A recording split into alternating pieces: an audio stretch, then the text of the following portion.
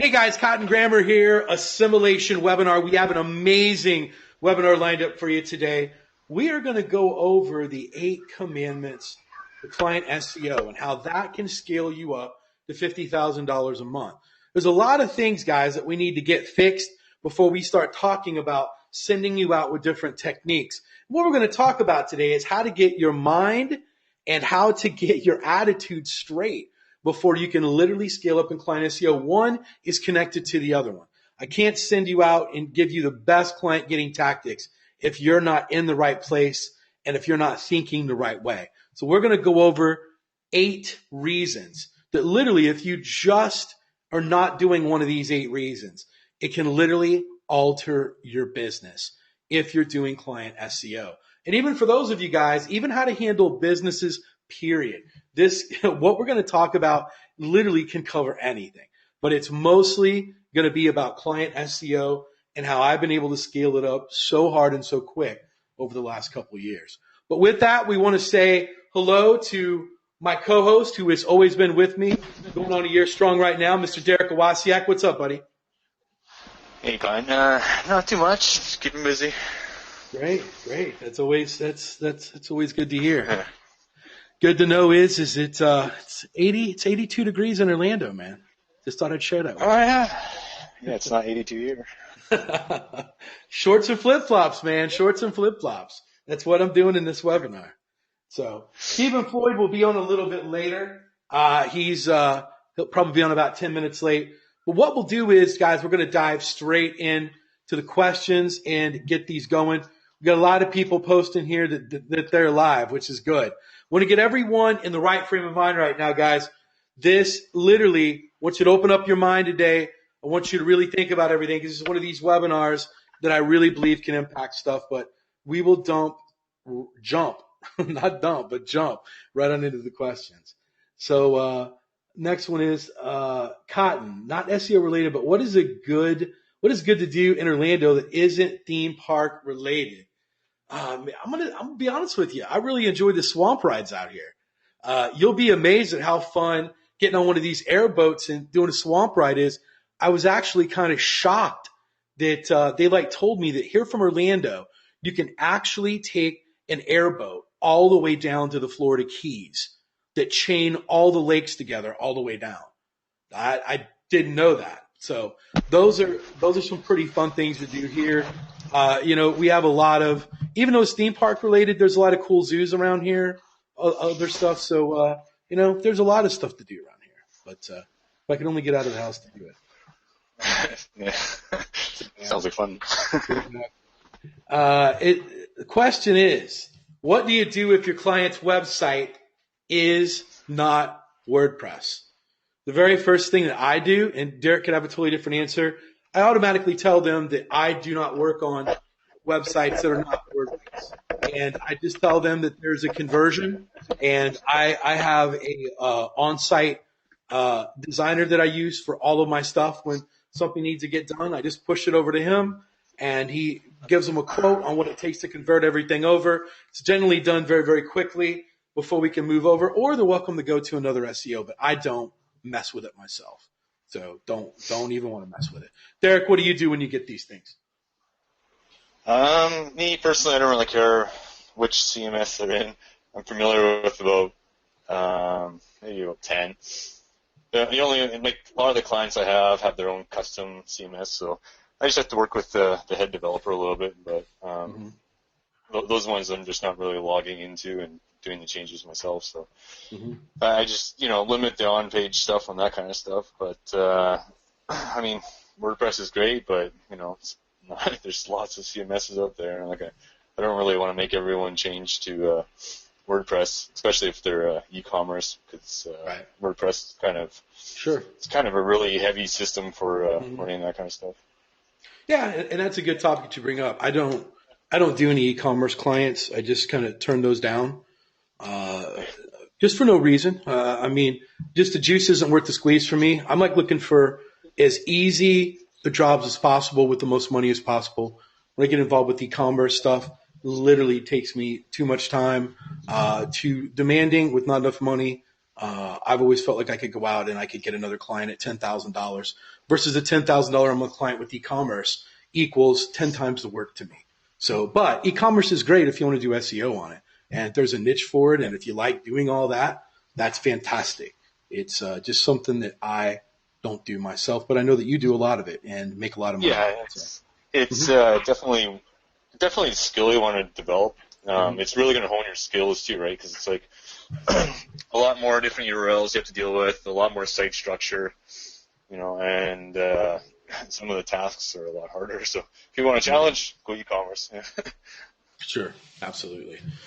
On to the next question is, we've got one that says, my SEO site isn't indexed yet. I already know who this is. It's a new OMGer. It says, my SEO site isn't indexed yet. Is it too soon to link to a PBN? I'd wait till your site's indexed. And there's several things, if your site isn't indexed at the moment, that I would literally try to do. You can try to send some social signals at it. See if that doesn't get it indexed. Make sure you got a YouTube video on it and put the video XML sitemap. That normally gets it indexed pretty quick, but I wouldn't recommend sending any links at it until it's indexed. Don't you agree, Derek? Yeah, I mean, set up your brand and social stuff, and then when you set up Webmaster Tools, you just submit your sitemap and it'll be done. Absolutely. That's if you don't want to use. I was giving you advice if you don't want to use your webmasters, but if you really want to see, if it's a legit money site, you should be using it. Sure, absolutely. So there we go. Next question is, are you still recommending using meetups for finding clients? Absolutely, 100%. Next question. I'm new to FCS and getting a lot of failed submissions on some pushes. Any advice on this? I don't use it a lot. Derek, do you? You use what? I missed that. He said he's new to FCS and getting a lot of failed submissions on some pushes. Any advice on this? I don't really do it that much, so sometimes the accounts just get closed. It's just hold on. Steven's on right now. He does a lot of that. Yeah. He can answer. Hold on. Let me make him an organizer. Yeah. Let me make him an organizer, and then he can answer the question. He uses it quite a bit. I like to. Hey, can you hear me? Yeah, I can hear you now. Yeah. Hey, good afternoon, man. Glad you can make it. Hey, Steve. Yeah. Hey, buddy. Hey, Derek. Hey, sorry, I'll pick up the kids right now. Sure. Was he saying a lot of dead accounts or a lot of failed submissions? Failed submissions. He said he's new to FCS, and he's getting a lot of failed submissions. He wants to know if there's anything he can do to improve that. Yeah, I mean, failed submissions are really just not common. Having accounts that get killed if you don't do it right is really common. So if you're getting a lot of failed submissions, you need to look at your proxies if you're using proxies. And if not, I would submit a help desk ticket through to FCS because I very rarely, I mean, my submission are in the 90-something percentile. So that's just not an issue. It's usually a dead account, if it's failed submission. So it's a live account and you fail submission over and over again. Look at your proxies, make sure they're solid, and if not, then if they are, then put in a ticket with FCS. Great. And someone wants to know if I golf. No, never have. Just don't. Not my flavor. Not my flavor. Next question says, what is the best way to leverage a cityseo.org site that is now #1 in the 3-pack in organic? Well, I think you're doing it. You're ranking there. You use it for credibility and other stuff. We're gonna talk about this and get into this a little bit more in depth over the next couple of weeks without getting off in a long thing. But sounds like if you're #1, that's a good credibility piece for you. And especially if you're #1 in the organic as well and the 3-pack, sounds like you got it all set up. You're due to get a lot of traffic there. The one thing that I'll do before we get into a whole lot more stuff over the next couple of weeks is you want to make sure that your site, you want to set up Google Analytics or some sort of traffic tracking to make sure that the amount of traffic you're getting, that you're also getting the conversions from the traffic. So that's very important. We're going to go a whole lot more in depth in this today and over the next couple of weeks.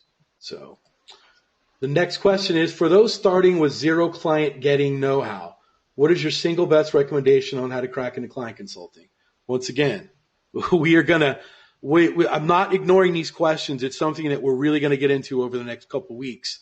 And we will do that, guys. There's tons of stuff that still work. SEO splitting, meetups. There's a lot of stuff, and we're going to go over a tremendous amount of that over the next couple of weeks. We're going to be dedicating everything to going out, doing clients, and we'll get to some more stuff. It says, who is a go-to for web design? Well, you can go out and you can ask an OMG who's like good at it. I really don't have any suggestions for you. I went out and found my own.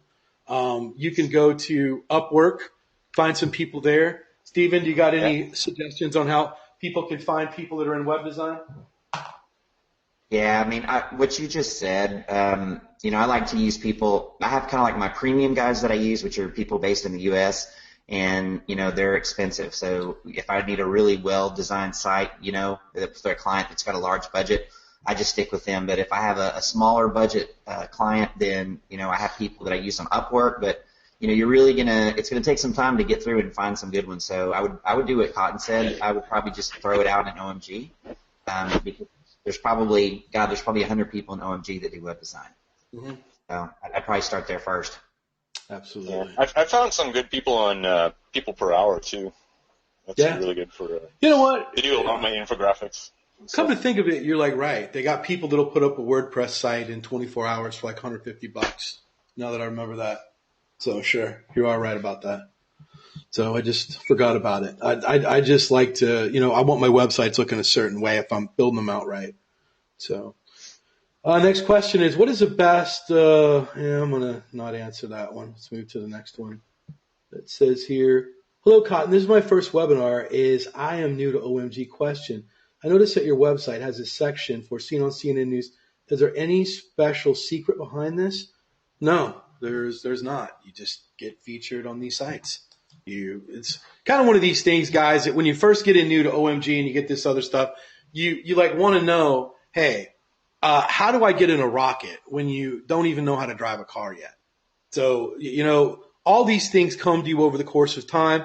What I don't encourage anyone is when you first get into OMG, worry about how fast you can go, but know how many gaps you can fill in with what you don't know.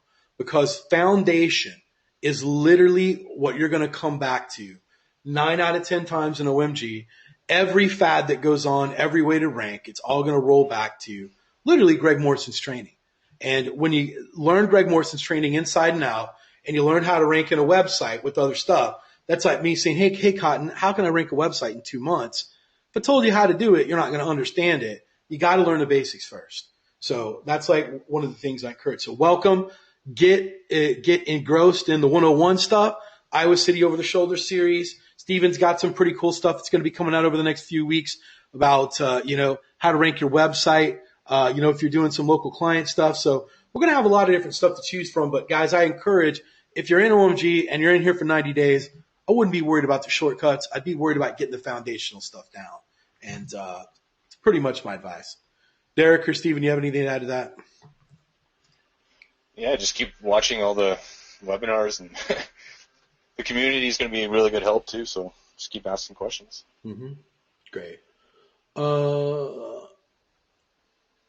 Yeah, it says, do you still use the approach of showing – guys, listen, everything that I teach inside of OMG, I still use. There's nothing that I don't do. So if you're asking me for a particular client getting method, and if it still works, it all works. Or I would have asked for it to be removed. So just to clear that up, we're getting like 6 or 7 questions. Does this still work? Does that still work? Yes, it still works. The next question is it normal that Google Webmaster Tools does not show all the links going to your site, even if they are indexed? Well, I don't look in there that much to care, but Steven, what's your experience with that? It's not only normal, it's going to happen 100% of the time. Google Webmaster Tools, now called Search Console, is only going to show you a small portion of the links that Google is seeing for you. It's never going to show you all the links it sees. And then all the links even that, so I'll just leave it at that. Yeah, you're never going to see, so don't worry about if you don't see them in there. If it's indexed, then you're fine. Let's leave it at that. Great. Next question is, any way to improve Facebook search results for groups? Do off Facebook links help? Been trying a few things for Facebook. We don't really teach that in OMG, and I really don't know. Steven, Derek, do you know anything about ranking groups inside of Facebook search engines? Yeah, I mean, it's going to be, that's not the best place to put your time and energy, trying to rank it internally on Facebook. What's going to be a better use is to do some keyword searching on, groups that are similar to the niche that you're trying to pitch to and get into those groups and participate or pay someone to participate, something like that. But actually trying to, quote, rank your Facebook group in Facebook, even if you were able to do it, is not going to provide much value for you. Yeah. Facebook is not really a search engine, at this point, not like that. So find a bunch of groups that a bunch of people are in that are in the niche you're trying to get an audience in, get in there, throw in some content, have some interaction, and that'll do better than trying to rank it. Yeah, I guess you're right. Maybe that's why I've never cared to learn it. It's just there's no value behind it, so I've just never bothered. So, but great point. Next question is, I've written a unique article for social media post, but I'd like to use the same article for content on one of my web pages. Would this be considered duplicate content by Google? Is it safe to use it on my own website? Thanks. Derek or Steven, you want to grab that one? I have to reread that. Yeah, is he saying? I think he's saying that he it got published on another site and he wants to use it on his site. If that's what he's saying, yeah, then no, you don't want to do that. You can publish it on your site, but you want to, if it's published first on another site, then you want to link back to your post on your site. You don't want to try to rank the one on your site. But don't worry about duplicate content. But generally, when you do a guest post, that's where it's going to stay. That's where the value is. You'll use that as a tier. So typically you're not going to do both is the answer. Right. Here's an interesting question. It says, I've seen some sites that are top 3 for major keywords that don't use H1, H2 tags. Is this a new ranking factor in 2016 to under-optimize homepages? Derek, you know anything about that? Lots of rankings that aren't using H1 tags. Yeah, that's what he says. He's noticed it. They're not using H1 or H2s. I don't know. There is a small test that's been going on that's kind of showing that H3s have been having more weight than H1s, but I haven't really validated it. So right. I still believe that title and H1s are going to be URL, title, and then H1 is going to be the most important factors. But yeah, you certainly don't need H1s to rank, mm-hmm. and so you don't have to use them. I think it's a lot of overthinking myself. Just rank it. I've got sites that have H1s and some that don't, and I really don't notice that big of a difference in either. So, but I have seen that article somewhere where I've read it where I was like, that seems a little strange that H3s have more weights than H1. Steven, do you know anything about that? Yeah, you know what? I mean, it sounds like a spurious correlation to me, to be honest with you. Causation and correlation are not the same thing here. I don't think so. An H1 tag has a very specific purpose that existed before Google existed. It's something that Google is taking its marching orders from other organizations. So the whole point of an H1 has a purpose on the page, and Googlebot has an assignment for an H1. So if you see several sites that are ranking without doing anything that we teach, then there's other stuff going on. So just because if I saw a site that had no backlinks to it and it was ranking, that doesn't mean there's no backlinks. Like, they could be hiding them, right? So I would do what Greg does until Greg tells me to do differently, is what I would do. Yep. Here we go. Next question is, I have a client that is based in Cyprus, and they have a local store selling women's clothes. They want to start selling globally. We've been doing local SEO until now. How can I start ranking high in other countries like the UK or US? Derek, you're the foreigner here. Inform them. All right. Well, the first thing you want to do is probably change your anchor text strategy to global, target more national search, right?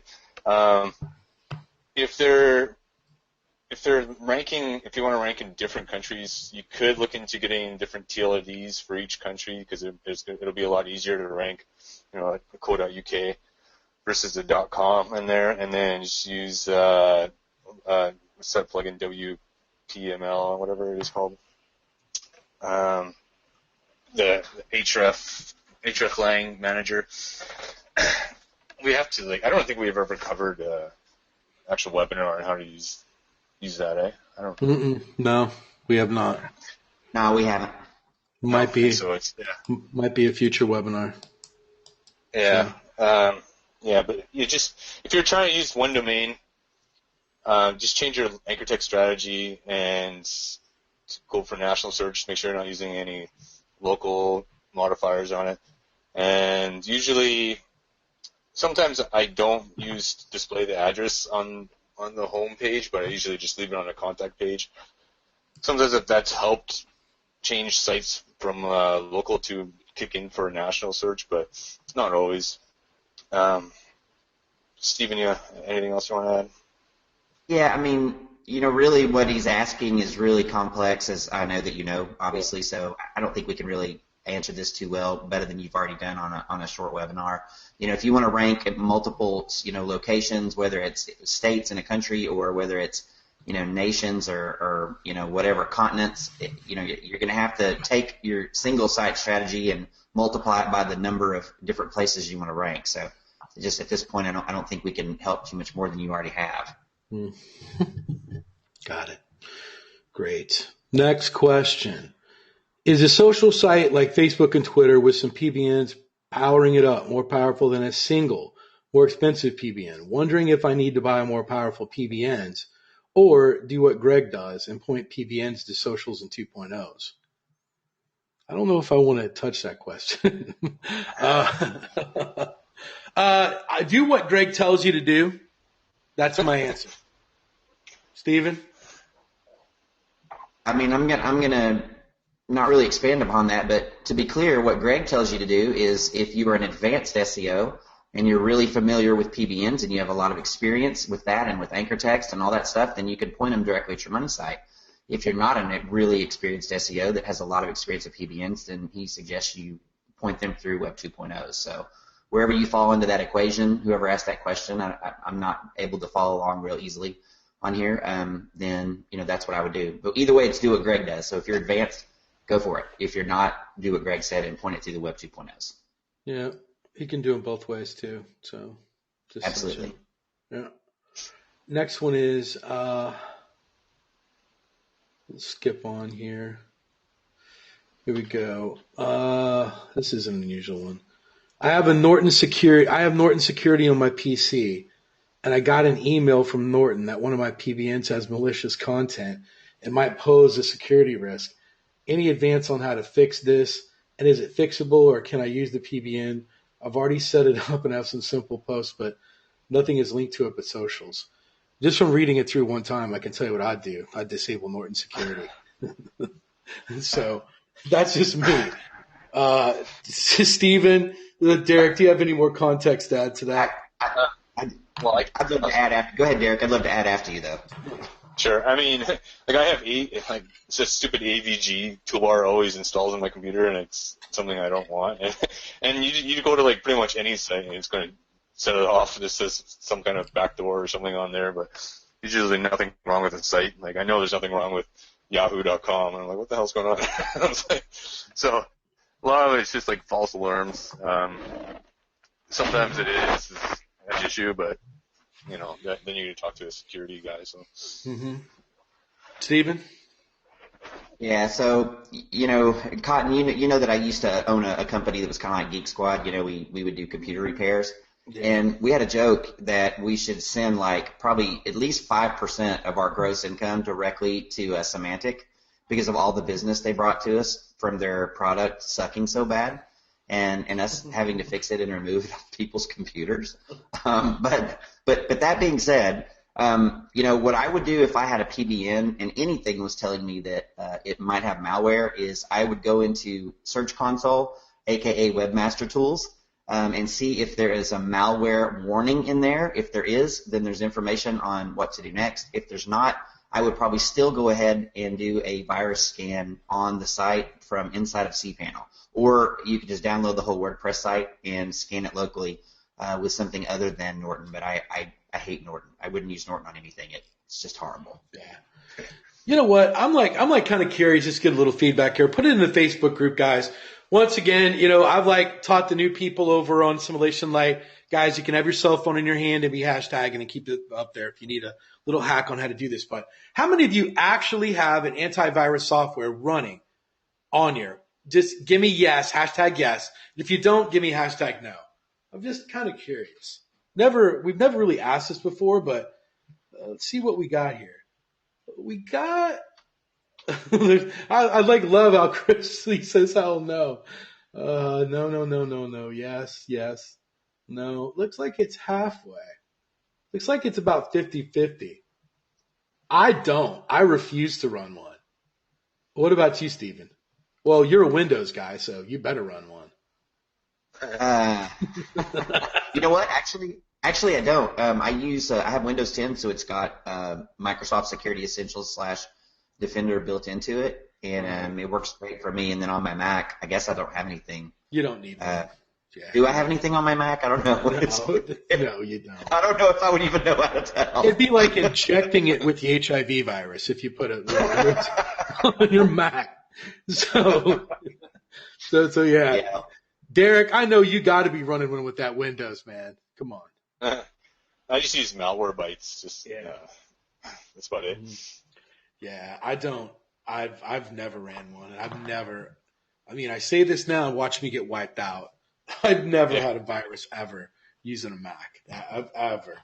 Then again, I'm not going to suspect places, and I'm not opening up fishy emails either. So I've always looked at that. I'm on pretty respectable sites 100% of the time, so I don't understand how I'm going to get a virus that way. So it's all good. We will move to the next question. So we got about 50% of the people that use it, 50% don't. It says here, do the words in the URL count when you're trying to rank for the main keyword, which is in URL? Answer, that's part one of the question. Hell yes. And if you have sent a few URL anchor links to that page, should I be mindful sending exact match anchor link texts? I think the answer to that would be no. Did you guys get that, or do you want me to read it one more time? Steven and Derek, if you want to interject in on this one. Well, so if your keyword is in your URL and you're sending the same keywords in your anchor text, yeah, it can get over-optimized. Yeah. So you should be mindful of that. That's why I usually kind of dance around the keyword first, and then you go for it. But if you're building TBNs, you're sending usually just one link per day or whatever, so you can tell if you get over-optimized pretty quickly. You can tell if it's usually gone. Right. Got it. Maybe I read it wrong. Steven, anything to add before we move on? Nah, y'all covered it. Good. The people seeing our audio's cutting out, so I don't see anyone complaining yet. So next one here. Cotton, about to pitch a plastic surgeon. He wants to rank for just about every service he offers, which is a ton of keywords. How do you handle clients like this? Would you just rank them for plastic surgeon city or breast augmentation or whatever? The answer is whichever is getting them the most traffic that's going to make me look the best, period. Whichever is going to make the phone ring. So I'm going to look for keywords that people are searching for the most in his particular area. Maybe it's breast augmentation. Maybe it's rhinoplasty. Maybe it's plastic surgery, city. Who knows? But you got to look those numbers up, and that's what you do. What I generally do is I generally give them a couple keywords, and I'll just say it doesn't look.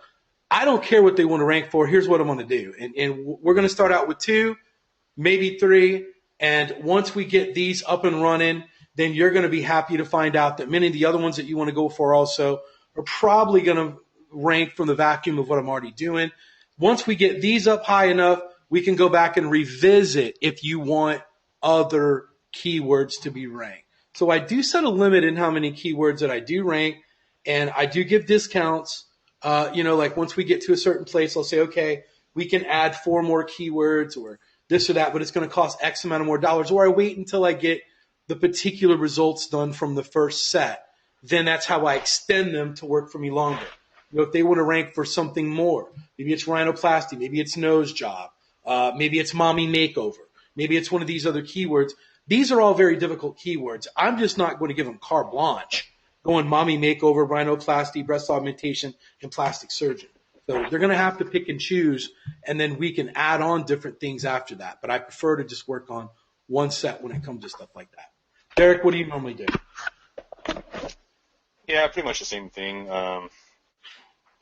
Like once they're ranked for the set of keywords we kind of agree upon, then if it's kind of stale or they're already ranking and they're like, well, why do I have to keep paying? Like, well, we can introduce some more keywords and then kind of renegotiate or up their budget usually if they're not getting enough traffic, right? So as long as we're making money or good return, we're good, Sure.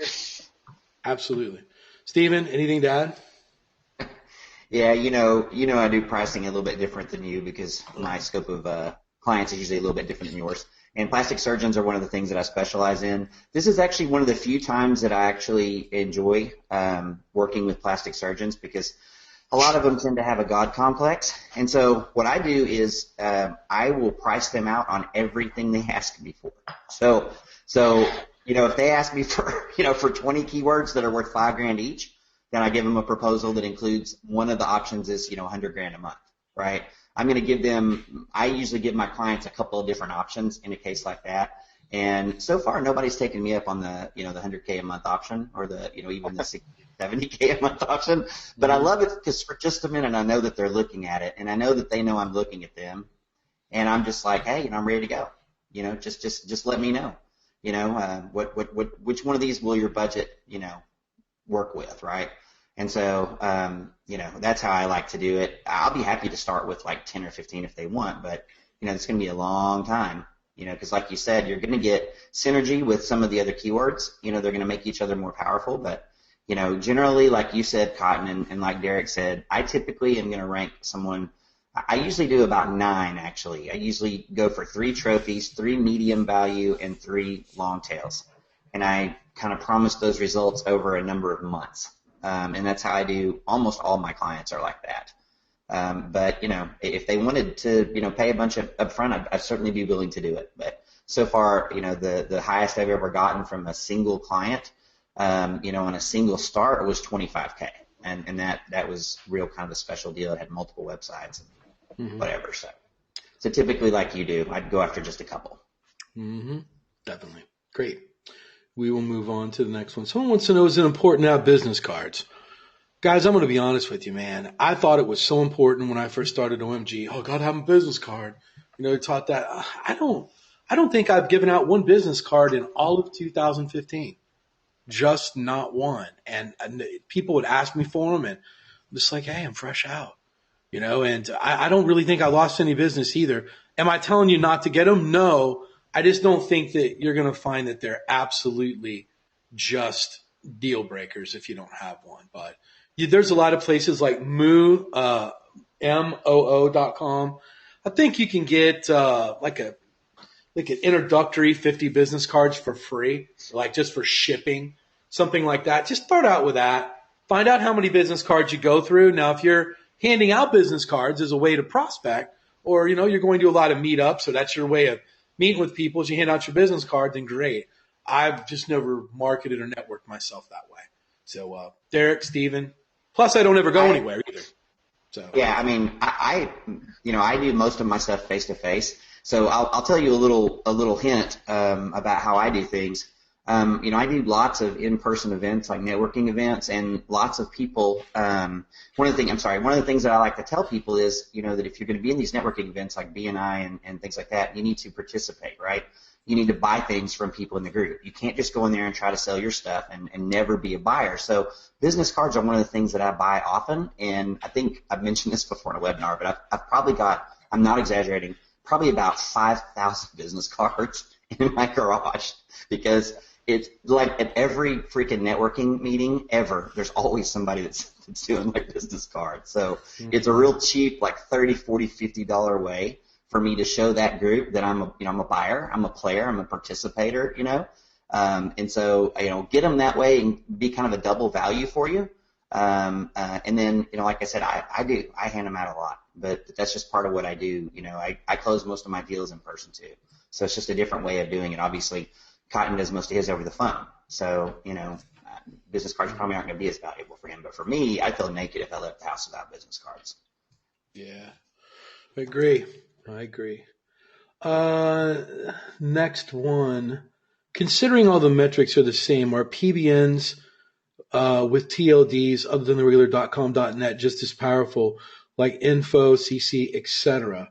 The answer is I have been able to get movement on brand new sites identical with .coms. Now that's like just me and what I've tested.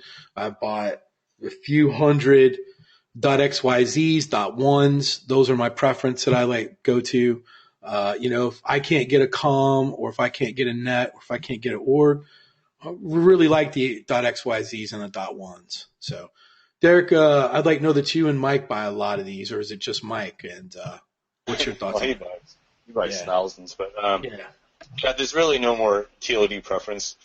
Like if you're actually building a money site, you can pretty much rank any TLD, except for some like .wins. We've had some indexing issues with, but XYZs will rank just as quickly as a .com. PBN wise, infos are going to be fine to link with.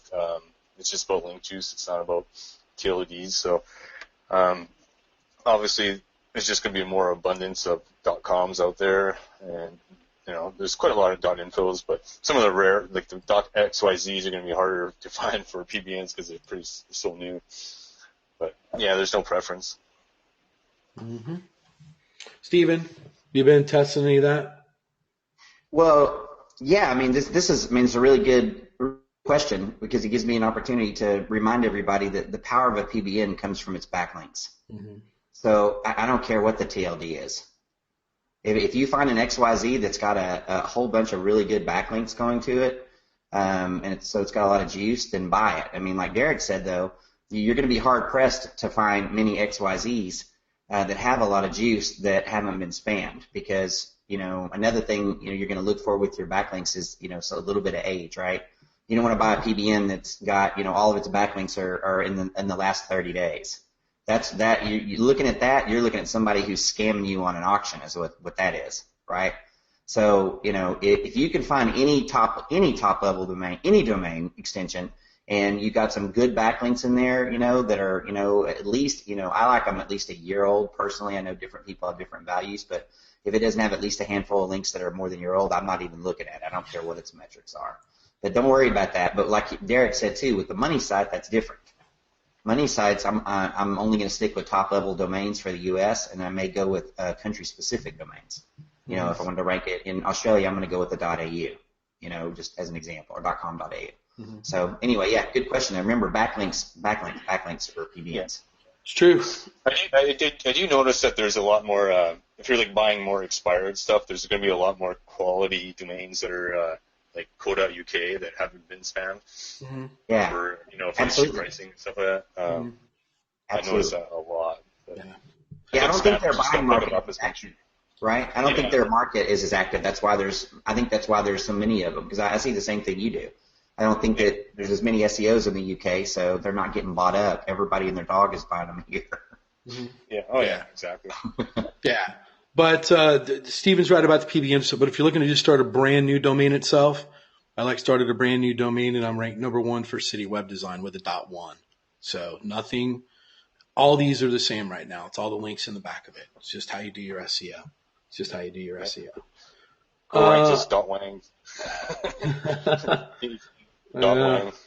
It's crazy. There's so many right now. It's ridiculous. Yeah, there's hundreds. Yeah. Guys, just to let you know, there's a lot of times that I'm like getting about 6 or 7 questions like this. Guys, if I bring someone on the webinar here and we're only giving something away for that particular webinar, it's a deal that I've set up with them specifically. I mean, please try not to be a sore loser. that you weren't able to make it. I know that not everyone can make all the live webinars and stuff, but it's nothing. It's out of my hands. It's a deal that I cut with them directly, and it just everyone can't get everything. You got to be at the right place and the right time to get some of this stuff. So if I have a lot of people asking, there's a lot of questions on here, people worried about that they've missed out. And that's why I always encourage, if humanly possible, to be on these webinars live. We have after credits that we cut out of the recording. There's a lot of stuff that we do. So I just apologize that we can't get everything to everyone, even though that we would like to. But when these people are giving away their products for free and gracious enough to give it to hundreds of people, they just don't want to be bothered with customer service questions weeks and weeks after that they've done it. Hope you can understand that. And, they were gracious enough to come on here and do it. Guys, if that makes sense, give me hashtag makes sense. They were cool enough to come on here and give it all away. And then when they got to get message for weeks afterwards, kind of makes them bitter, to want to come back and be so generous again. They just want to give something away for free. And, they don't want to be hassled or made feel like that they're not very cool for like doing it. And there's a lot of people, it's not fair. You have to give it to me too. And, that's not the attitude that we want at OMG. We want to be grateful and make people feel welcome to want to hear give away their free stuff. And I could definitely understand that if I was giving away something for free, and if I had people complaining to me and sending me, messages, hey, you have to give this to me because my car broke down in this. So let's just try to have a little bit better attitude about it. We're going to continue to try to get free stuff. We don't have to do it, but if it becomes an issue with people that they get so angry that they can't make it, then we just stop giving away free stuff and we just teach. So that's my 2 cents on that. So the next question is, what we got here?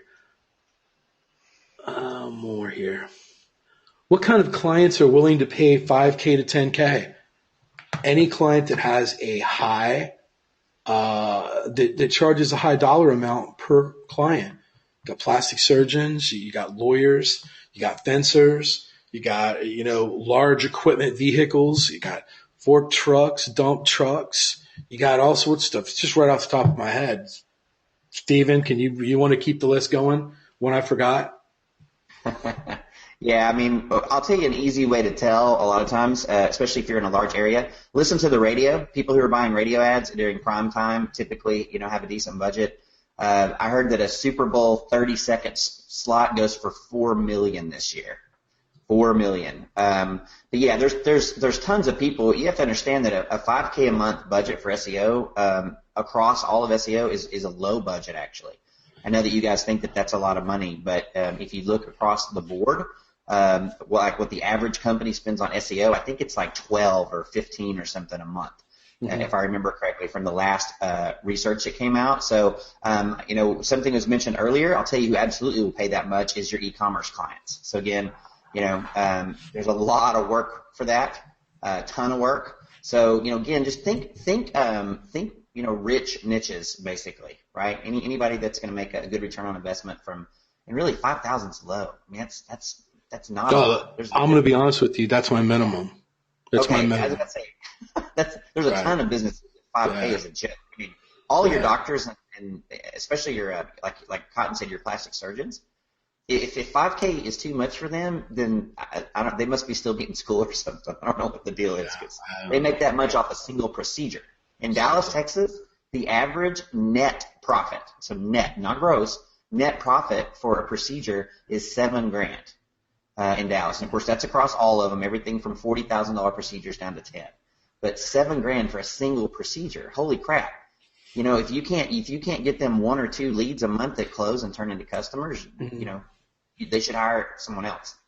Exactly. So, you're looking at people making 50, 60, 70, 80,000 a month off of your SEO. You're darn right they're going to pay you 10 or 15K a month for that money. Yeah, definitely. I think I've got 30 plus clients over 10,000. So it's it's not hard. Not hard. Just kind of a little bit. It says there. Solar's up too right now, eh? Where? You can watch solar power and stuff. Oh, hell yeah. Solar. That's a good one. We got almost a dozen solar panel people It's good money The right average there, man. installation, yeah, the average installation is about $25,000. So. Exactly. Dude, that's hot right there. I mean, when you can just think about that, Derek just come up with a really good one. It's $25,000 just to install it. Think about what it would take. What I'd like to look for is clients that they get very little traffic and they get a lot of reward for it.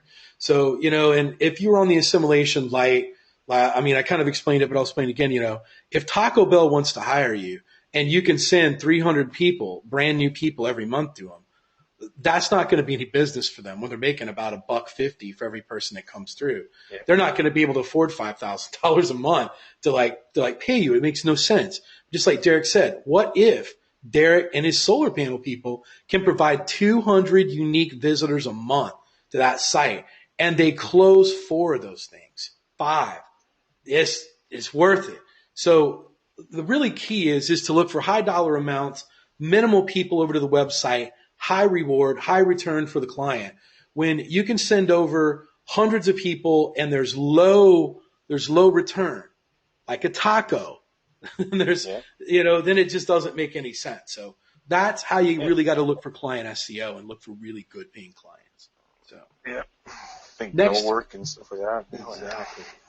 But next question is, which maybe I'm misunderstanding it. There was a posting in the Facebook group this week where someone said they could handle monthly maintenance on 23 clients in one day. Is that accurate? I would hope so, because I have 121 clients and I can manage them all in one day if I have to. So yeah, that's a pretty low number of clients for me. So I'd like lose and gain more clients than that every month than 23. So yes, it's possible. Cotton, I have an affiliate website that I'm just getting started to perform SEO on. Fired up that I found OMG coaches like you guys. Oh, thanks. Steven, he's thanking you, buddy. Sweet. Yeah. Thanks.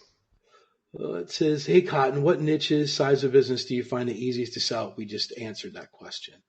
It says, how would you use crowd search for a client? What keywords, etc.? Kind of think we went over that on the webinar. You would do it no differently than you would on your own site. First, you want to start off with branded. You want to ease up, and then you want to start sprinkling in keywords. So we're not going to get into a whole search and click lesson right now.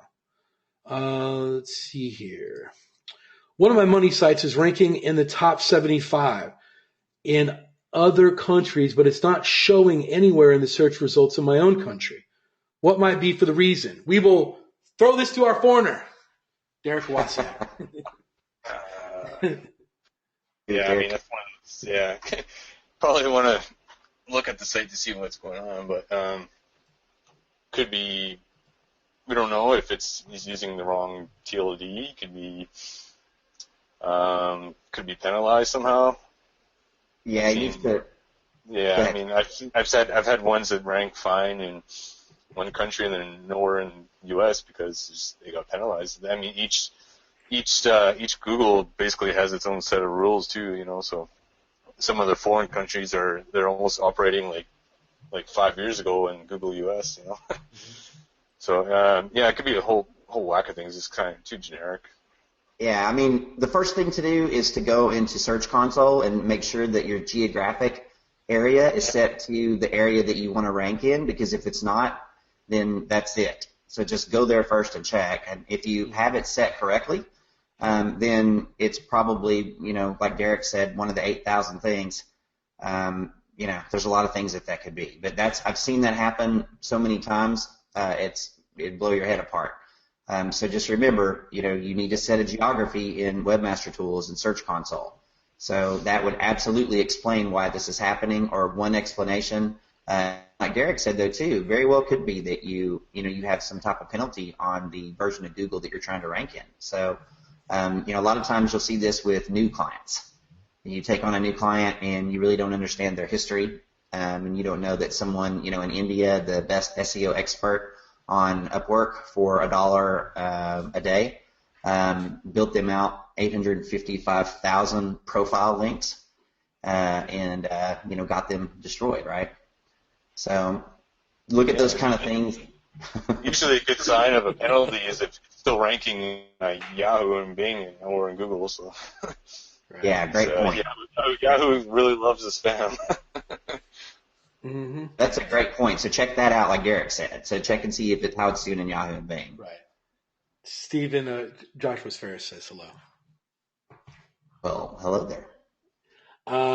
This is, you guys will probably know the tool. I just do it manually. Is there a tool that you can tell whether a prospect has a WordPress site or any other platform, say he's prospecting to you? I've just always just went ahead and put, wp.admin in back of the URL, and I see if I get a login or not. So that's what I've always. Sometimes you just Google what CMS is at, and there's a couple different sites that'll just plug it in. It'll detect it unless they've modified the code, or usually you just kind of view the source and you can tell if it's WordPress or whatever. Or an easy way, just going /WPMin, but people change that a lot of times too. So the what CMS sites work pretty well. Yeah, I mean, I do what you said. First thing I do is just right click and view source and see if I see, WP, if I see that, and, if I don't see it there, then I'll go to, what WP theme is that, or WPThemeDetector.com, both of those. And if you throw it in there and it's not WordPress, it's going to say this site is not WordPress. So, like you said, though, any of those methods I think would work. Great. This is a very interesting question. It's for Derek. This is Derek. Would you rank someone that has a Weebly site for their money site? Sure. Why not? Okay. Stephen, what about you? Hell no. That's what my answer is. If they're not smart enough to have a regular website, they don't need me working for them. They need to. I don't know. I just refuse to. So. It's just, well, I mean, there's two different things. Like they can be Weebly mapped, right? So they can have their own custom domain on Weebly, and just because it's it's pretty much cheap hosting, but it's also Weeblys are easier to rank. So I mean, I agree. They are 97 DA97 or something like that. Tell you what, maybe. When I run across one of those, I will just give the referral over to you. Yeah, I mean, but there's no money in the job. There's no money in the job, right? Right. No, there's just certain things, and guys, I'm not telling you not to do that. Listen, if you're just starting out in OMG and someone wants you to rank a Wix, if someone wants you to rank Blogger, or if someone wants you to rank, any of these platforms, just do it and take the money. We're in positions right now, all like three of us, where we can pick and choose what we work with, and and it's a good position to be in. But ultimately, if someone wants you to go out and rank anything, even if it's a YouTube video, like someone asked me to rank a YouTube video, I just ignore them. But I'm in a position where I can do that right now. But back in the beginning when I first started out, if someone wanted to pay me, a couple $1,000, I would have ranked whatever the hell they told me to do. So, especially when you're just starting out. So I don't want to get you in the mind frame to just start saying no to business and no to money. There's money to be made and you need money, take the money and run. But when you get a little bit more seasoned and more experienced and the business is coming in, then obviously you can be a little bit more selective with who you choose to work with and what are the things that you do. So I don't want you to get the wrong impression that I'm just saying don't ever take clients with like Weebly. It's just my preference at the moment with the position I'm in. Don't you agree, Stephen? Yeah, and I mean, what I do is this. I advise my client in what I think is in their best interest because I'm a consultant and that's what my job is. I am an expert in something and that's why they're paying me money. So what I explain to my potential client is that there are so many benefits to using a WordPress content management system that I really would be doing them a disservice if I were to attempt to stay with whatever they had, if it was Wix or Weebly or whatever. And so what I'll do typically is work them up a very, very reasonable quote. If this is a 5 to 10 page website on Weebly and like a normal kind of a small business site, I can have that converted to WordPress for like $200 on Upwork all day long and twice on Sunday. A bit for bit copy, have it set up really nicely, and so, at the end of the day too, if you're new, and you're going through all of our training and you're trying to rank a Weebly site, every third or fourth training you do, you're going to want to punch someone because you won't be able to use it because we have so much that has to do with WordPress. There's so many plugins we use. There's so many things, right? So you're just going to be frustrated. So again, like Cotton said, I agree with him 1,000,000%. If you are just starting and you really need the money, then just do it. Absolutely, just do it. But I would definitely have a strategy, in mind to move them at some point, even if you pay for it. If they're paying you a couple of grand a month and it's going to cost you $200 to move them over or whatever, you can frame that a certain way where you look like their hero. However you have to do it. I'm just telling you, I'm not ranking sites that are on WordPress right now. I'm just not. I'm not even going to try. I don't care. I'm going to move on to the next client. But again, if you're just starting, you need to do what you need to do. And like Derek said, of course, they're really easy to rank. So, there are some benefits too. So, take whichever piece of advice you just heard that, resonates with you and execute. Yeah. Hopefully you won't get too many. I don't remember I don't think I've ever had a client with a Weebly or a Wix that was legitimate, like a potential client. That was a real prospect. I've never got one. Yeah, I've had people talk to me. They'll mention it, but I've never had someone fill out my discovery form that was an actual real client that could have been my client that had something. Now, I've had people with like old ass Yahoo local or whatever that's called, those ugly Yahoo page builders and those GoDaddy page builders things. Yeah. And I just tell them, look, you need a real website. Aren't you embarrassed? And they are, right? They're embarrassed with the thing at the bottom. They know it looks, they know it looks like crap, right. So it's not a tough sell, not a tough sell. Yeah. Definitely. If they're going to invest in SEO, they might as well invest in, something that's going to convert. Yeah. And the biggest key to just kind of telling them that is, you don't want to invest. You don't want to build your house on someone else's land and make your money that way. And that's like what it is with Weebly's, Wix, and all this other stuff is, if you're just making Weebly more powerful, they could be investing that in their own web property, their own digital property, investing that money back into that to get it more powerful. They have control of it. No one can take it away from them. So that's the real reason why I like staying away from them, or would steer a client away if you really want to know the real answer. It's just, people that say that they want to build their, like people that goes, oh man, I can rank the snot out of YouTube videos. Well, good for you. They can be taken down with 4 people together. I get me, Steve, and Derek, and one other person with four clicks. We can take out your YouTube video. So I don't like doing business on things that can come down. When 4 people get together and just decide they want it to come down, once again, it's building your house on someone else's property and how you make your money. I'm not saying that I don't think YouTube's cool, but that's why I don't know how to use Wirecast. I just upload my video to YouTube. Someone wants to take it down, click it off, just do whatever. Then I'm fine with that. I'd like to use that YouTube video with SEO or for clients to get a link back to my website. And it's just another piece of material that they can look at. It's a video about the company. So that's just my take on it too. Okay, I've seen this question in the Facebook group, and this is going to be a long one here. So guys, just take a deep breath. I've been contacted by someone who is in the entertainment industry. I explained to him what I do, SEO, and he gave me his manager's contact information, which means he deflected you and didn't take you seriously. He just said, go talk to this guy.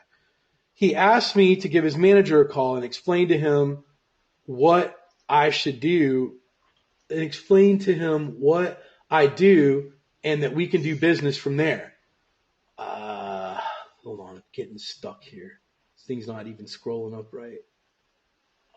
Before I contact his manager, I researched him on Google and YouTube to see what is already out there and to see how I can help him. My question to you is, 1, has anyone done SEO for an artist? Who cares? I don't pay attention to niches. And what keywords would you do besides their name, or how hard would it be to rank them in Google? I want to make sure that you can deliver. So I'm going to do this, and I'm going to toss over to those guys.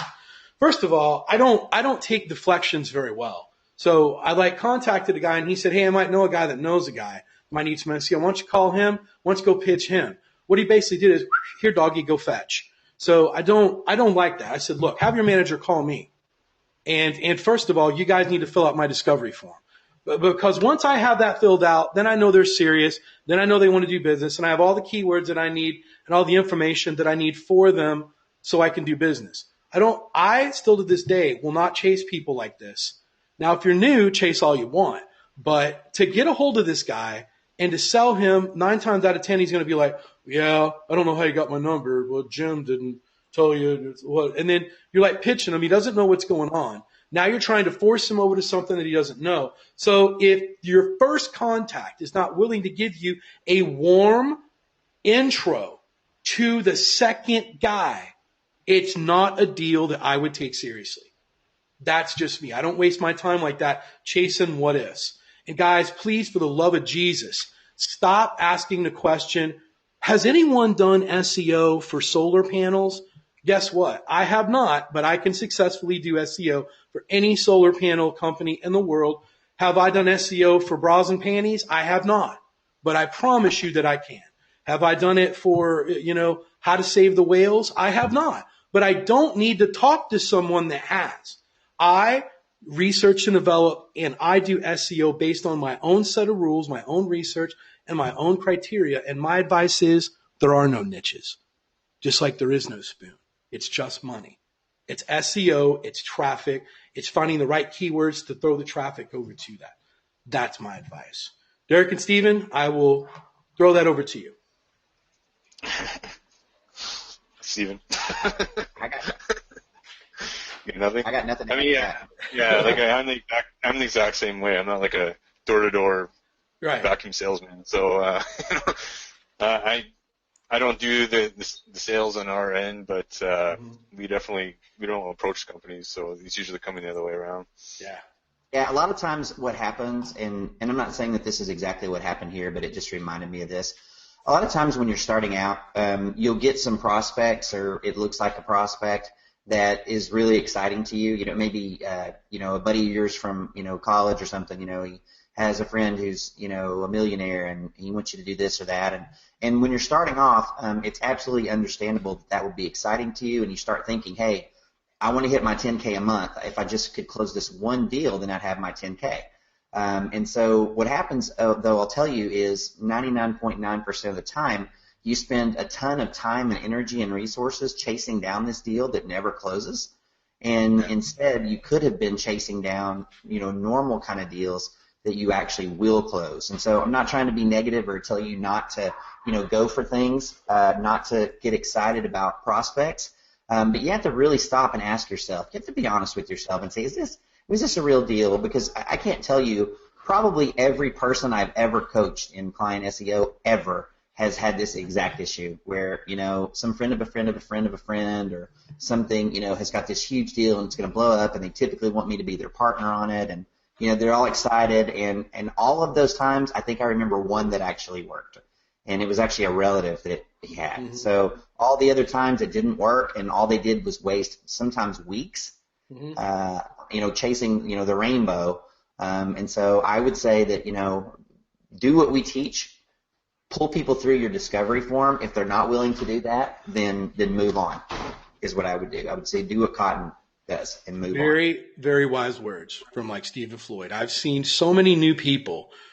And please don't do this. And we're not going to we might go over this a little bit next week, but I'm just going to kind of expand out on this. This is an absolute, should be a commandment, but it's not. This might be in the commandments of client getting next week. This is mindset today. We're going to go over the commandments next week, but one of them is don't sit on one deal. I've seen so many people. They go, well, I got three deals I might be getting. So they stop everything. They stop trying to prospect. They stop trying to get new clients. They stop everything. And it's like they act like they got a marlin on the hook and they're fighting it. Oh God, I got to get this, that. And ultimately what they do is they waste 2 weeks of their time. They don't close anyone, and their whole prospects coming in have dried out. They have nothing. And now they have to start all over again. And that 2 weeks really turns into 4 weeks. So I'm telling you, even if, guys, I get me and Bob Proctor sends all of his referrals over to me. Even Bob Proctor hands off people for me to talk to. Cotton, here is Jim Wilson, an attorney that's in Las Vegas. Jim, Cotton, Jim, good luck, and he goes. So what I'm saying is when you get these guys, a warm handoff. It's like, hey, like Jim, great to meet you. Would like to know what I could do for you. But first things first, I need you to fill out this discovery form. I put the link in there and then once you get that done, we're off to the races. Just need some more information about you so I can better serve you.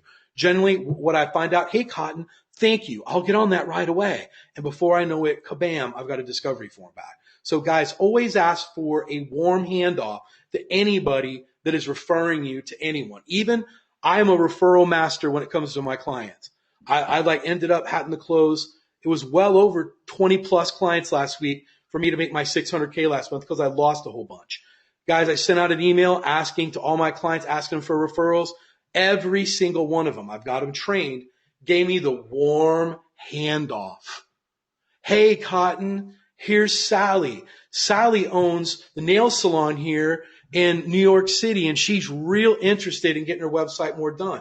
Do you see how much more powerful that is? So guys, and you need to ask when you get your referrals or when you're talking to a company or anyone to get that warm handoff. And you can say, well, here's this number, call this. And you can just say, I prefer that you include us in an email and you warm hand off me to him so he knows that you're recommending me. So I'm not calling him up out of the blue. Now, if that makes sense, guys, if you can do that, give me make sense. All your referrals, I want you to do warm handoffs. Warm handoffs. You just don't do, well, here, I refuse to take referrals from my clients or anyone that just goes, hold on, you got a piece of paper? Here's 5 numbers. Here you go. Go get them, boy. It's like, what? Can I throw in one more thing, Cotton? Sure, go ahead.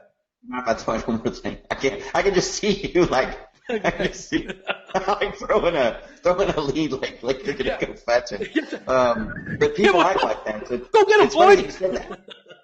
Because that's what they act like. But one thing I want to just real quick, since we're on the topic, guys, I want to tell you, and there's a lot of different ways you can describe things, but I want to describe to you one particular type of potential client, and it's what we call the puppy dog. Okay, and the puppy dog, what it's called doesn't matter, but what the puppy dog is the puppy dog is the potential client that says all the right things. They're so interested. They do all the things. They ask buying questions. They look like they have the money. They're so interested in it. And what you need to understand is when you're selling someone, you're giving them a lot of your attention and time. So these puppy dogs are people who never are going to buy your product. They're never going to do it, but they look like they are. Man, do they look like they are. But what they're doing really is they're just enjoying your attention. Okay? And so this is what's going to tell you the difference between these two is exactly what Cotton just told you.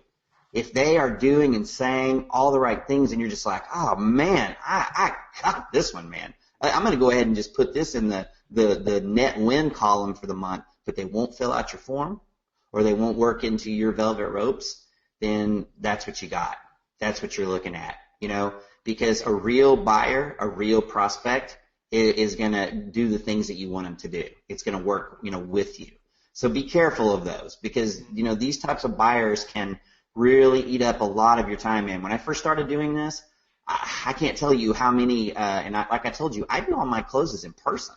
I don't do things over the phone. I go meet with people. I probably wasted, a couple 100,000 hours, not 100,000, but a couple 100 or 1,000 hours driving to Dallas, right, which is an hour for me, 45 minutes, sitting there, meeting a client for an hour, hour and a half, then driving home, hour and a half. I can't tell you how many times I did that 3 hours, and I just knew I had them, man.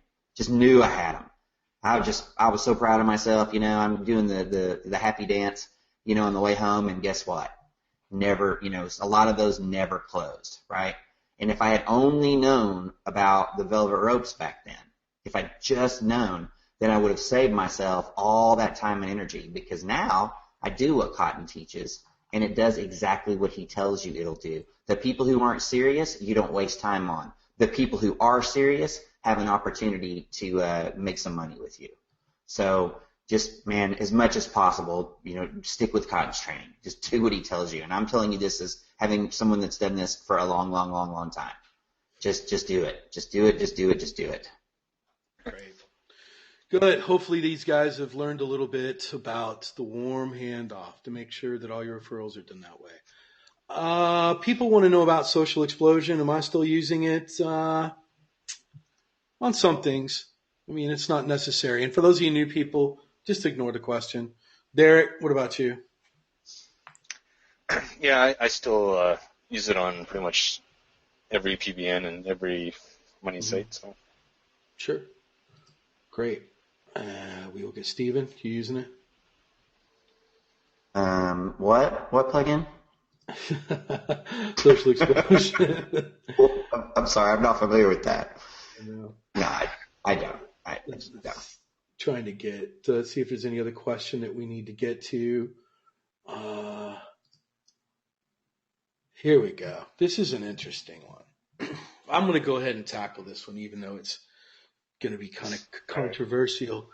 Is buying SEO leads a good way to go or a waste of time?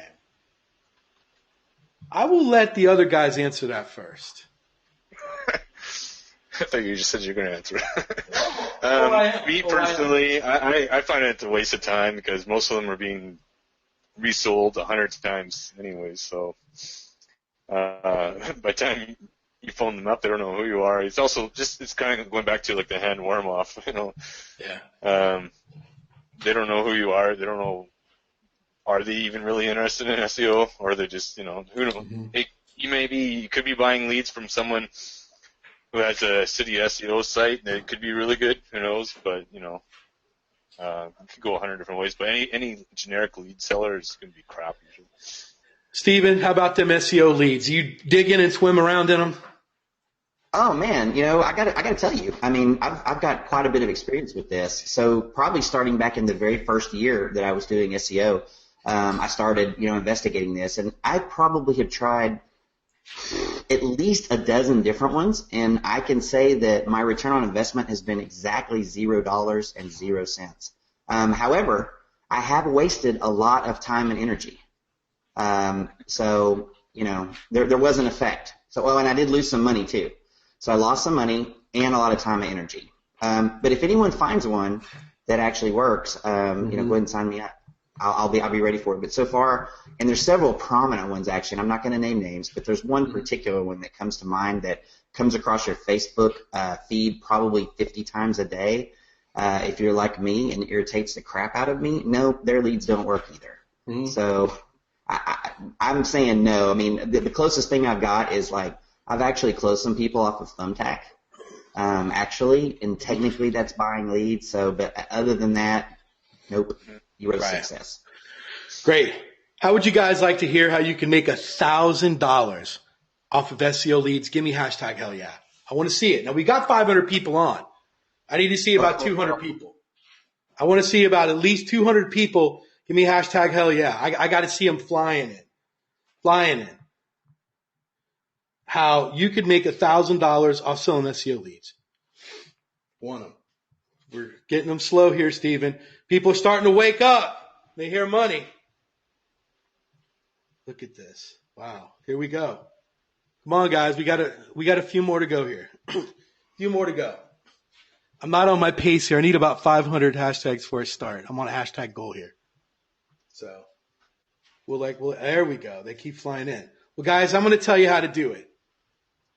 Get in a time machine. Call me. And I would give you $1,000, and then I would be angry. That's how you can make $1,000 off that. They're worthless. I've wasted $1,000 when I first started out in my year one doing one thing, talking about shortcuts. There is no shortcuts. Zero. So if you want to make $1,000 with SEO leads, start up an SEO leads company. You'll rip off everyone one time, and that'll be it. And then you'll be out of business and you'll have rip-off reports on you everywhere. I wasted a lot of money testing a lot of this stuff. And guys, I could tell you this right now. If there was such a thing as SEO leads red hot, I'd have already found it and I'd be using them. But there's not. So that's how you make $1,000 through SEO leads. Floyd, I kind of scared you for a second, didn't I? I had a sneaky suspicion where you're going with this. It's funny. It's funny. There's some people that you and I both know that are not in OMG right. that sell these things, and so I'm going to make a bold statement about Cotton, with Cotton being here present. If Cotton can't close these stupid leads that these people are selling, they're not going to be closed. You and me certainly aren't going to do it. So when I see these people come on and say, "Oh yeah, I closed 6 out of these 10 leads. These are great," I know one thing for sure: those two people are working together. Okay, so you need to realize that. You need to realize that when you see stuff like that in other groups, that's what's going on, guys. Exactly. That's exactly what it's the same way when the guy comes in and says, "Look, I ranked number 1 in 30 minutes with my new plugin," and then links to it. Or I'm sorry, he's saying he bought one, right? And then someone comes in and goes, "Well, do tell. I'd love to know what that plugin is too." And he says, "Well, it happens to be this plugin." Shocker. That's not an accident. Exactly. That's all intentional, guys. So yeah, skip the shortcuts. And if any of you find SEO leads that are that actually work, yeah, please send me a PM. I'd be happy. Yeah, and guys, the reason I did that, I just really wanted to hit it home for you. Don't stop looking for shortcuts. And we're going to talk a little bit about that tonight with everything. But we've did Q&A for an hour and 20 minutes. I think it's time to jump into the lesson. And guys, here's what I can tell you. Stephen and Derek have not seen these topics, but they're going to comment on them. What I will do, for the generosity of them, I will lead off the topic. I'll let them interject on what these rules are. So I worked on these over the last couple days, just enough for us to make sense. It's going to be the mindset of what you need to do, that if you're going to be successful in client SEO. Next week, we're going to go over the list of truths, or the myths of client SEO and facts. We're going to have, Stephen, that's exactly what we'll do. We'll have a fact or fiction with client SEO with serious lessons behind it. It's just not going to be something that's going to be very easy where we answer it, move on to it. We're going to have a fact or fiction with client SEO that's really going to open a lot of people's eyes and answer a lot of questions about client SEO. Tonight, we want to make sure that I want you to think about this all next week before the next one. And guys, what I want to know is if you really, really, really, now this is something that I really want to ask. I want everyone to be honest, openly and honest with this. Guys, how many of you feel that you were born to do sales? I want you to give me hashtag yes. If you were not born to do sales, and if you think you're not good at sales, give me a hashtag no. I really want to know. This is very important. So, and just be utterly honest. There's nothing wrong with that. There's nothing wrong with that. And guys, I would really like to see from everybody. This is important. I need your participation for me to teach you effectively. And Stephen, we're getting a lot of no's here, as you can see. Yeah. Honestly, guys, I can tell you something again. I've seen this, it's very common for someone who is a good SEO to not be the kind of person who's a good salesperson. Well, it's just so common. It's rare. Like Cotton is a rarity. Cotton is a fantastic SEO and a fantastic salesperson, but he's like one in maybe not one in a million or one in 100 million or something. Right. Well, we're letting them all flow in right now. Let me get this back out here so we can get it a little bit better. Hold on. This is going real slow here. God, what just happened?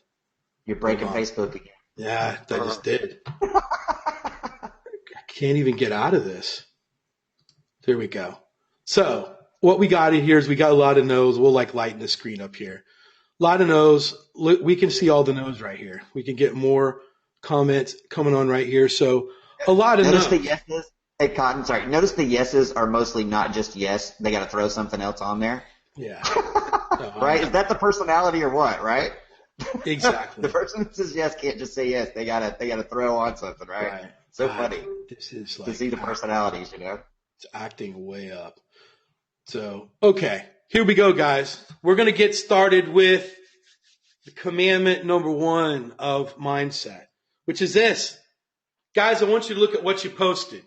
What you say about you believe. Holy crap. You believe. So if you sit and tell me that you're not good at client SEO, you're not. You're never going to be. I don't care how much training I give you. I don't care how I teach you with this or that. what you say you believe. So for all of you that says here, listen, you're an OMG, anything is possible. And let's go through here and just look of all the no's that we got. But guys, it all starts out with your mind. If I sit and I tell you, hey, listen, I'm going to sell you OMG, you're going to make a ton of money. Guys, here's what I can promise you. You can make more money, more net profit, faster, scale up harder, scale up stronger than any other method in SEO with client SEO. That's how Steven makes his money. That's how Derek makes his money. That's how I make my money. That's how Fletch makes his money. And guys, it's very hard to find people that are making $100,000 a month consistently in affiliate, that are like doing it in lead gen. There's some people that are, but these are anomalies. What we do have is we have hundreds and hundreds of people walking around OMG killing it with client SEO. But here's the problem that you've always been told. Here's the reason why you say that you weren't meant to be sales. Because your idea of sales has been skewed.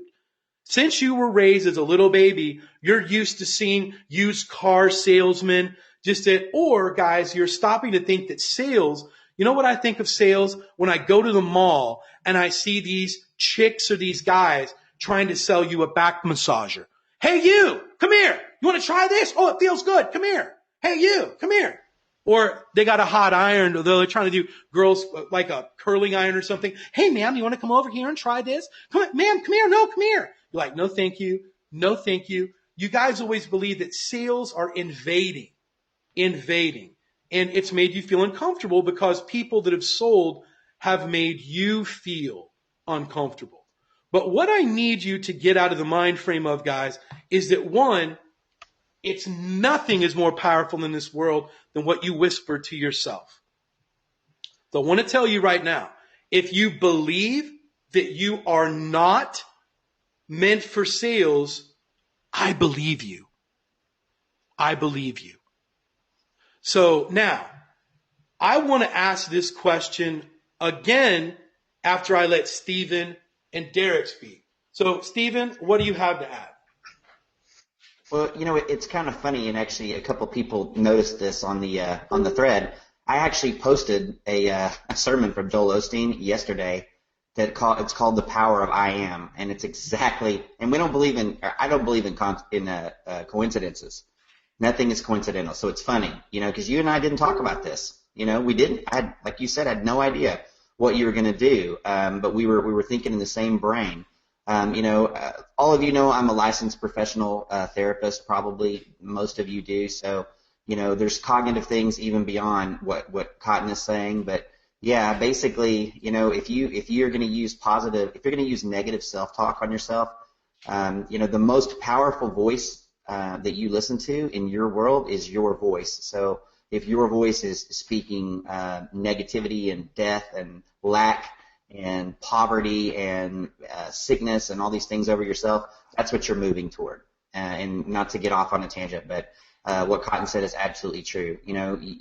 Everyone on this call can be a good salesperson. You just have to start believing it. You have to start, getting educated in it, and you will be. I don't think there's any such thing as a born pretty much anything except maybe some, athletic stuff. I wasn't a born salesperson. I learned some skills, and now I do what I do. But really powerful, Cotton. Well, really, really powerful stuff, man. Before I ask Derek, I just want to do one more thing, guys. When you say, no, I'm not good at sales, you also, I want you to imagine your best friend. You want to support your best friend more than anything. Like if he gets a brand new job, or, if he's broken up with his girlfriend, or she's broken up with her girlfriend, or a bad marriage, or just, something tragic happens, you want to support. How do you think the brain works when you say, I'm not good at sales? You're going to try to prove yourself right. Yeah. And that's deadly. That is deadly. And so what you do is you half-ass it, and you come in to either OMG or you come into whatever training you're at. You're like, well, I told them I wasn't good at sales, so I'm going to give it a try, but I can tell you, I already know. Well, you're right. I believe you. You've already failed. Because you want to make yourself right. So guys, when you say something to yourself, you also want to make yourself right. No one likes to be wrong. No one does. So when you go, well, I can't be wrong about myself. I can't turn over a new leaf. Yes, you can. It all starts with just saying, wait a minute, I can be good at anything. And I'm going to show you today how what we're doing in OMG is not waving people down in a mall. It's not being the sleazy car salesman. It's not what you think. Sales is not what you think when we get done today. And that's what I want to instill within you. So all the ideas that you've had about it, all the uncomfortabilities that you felt through someone trying to sell you isn't what we're teaching here. And that's it. Derek, do you have anything to add before we move on? I think people are probably a lot better at it than they think they are. I mean, it's just because, you're implanted in yourself. You think you have a pre-notion of what sales are. But a lot of times, I'm like, I don't think I'm a people person. I don't think I'm a salesperson at all. But, like a lot of times they'll just be at a wedding and some guy asks, what do I do? And I end up selling the guy on something I didn't know I was even selling, So right. It just kind of works out that way just because you're going to be more enthusiastic about something that, you're actually interested in. You're not trying to sell something that people don't want. You're selling something that people actually do want, Right. So I don't know. I just find it just leads in naturally, especially if it's something you care about, Totally agree. Guys, what I'd like for you to do right now is after we have went through this, I want you to be honest with you. How many yeses do we have now? Are you good at sales? Now, if you still believe it, guys, there's nothing I can do for you. Just give me a hashtag yes, give me a hashtag no. Guys, anything in life that you want all comes down to you saying, what? I can do this. Are you kidding me? Get out of here. It's easy. It's talking. It's talking. And we're like getting a lot of yeses here, a lot of them. So guys, always remember, be real careful what you whisper to yourself. And you know what? You can trick yourself better than anybody. Don't make yourself be right. Just be right. One of the things that I love talking to David Mills, and him and I are a lot on the same wavelength a lot. And we always talk about this. We're able to detach ourselves from our body and look at it logically without any emotion or without any favoritism about how to make decisions. You've got to do that to yourself. Like, wait a minute. Anyone can do anything we want. Anything can do anything we want. I'm not going to convince myself so I can be right. Oh, I'll show Cotton. I told him I'm not, and I'm not. Well, then, good. Then you're setting yourself up to fail. So we've got a lot of yeses, and everyone's seeing it right here. That is right. Everyone's on board with it. We will move on to the next one, which I believe that Derek, no, he didn't cover this. One of the other ones. Right. Guys, to get the mindset of like client getting, you must portray an image of authority when you're talking to anybody. And that first comes with one, making sure, I've always used this analogy. And when you're in sales, people can smell when you're just not experienced, if you let them. So what I want you to do is to take some mental exercises, guys. And what I want you to do is I want you to imagine this. Right now, you have got out of your $300,000 car. You just gave it to valet. You walk through, the doorman opens up the door. As soon as you open up, you smell amazing fragrances that are in the lobby. It's a marble floor. You walk through.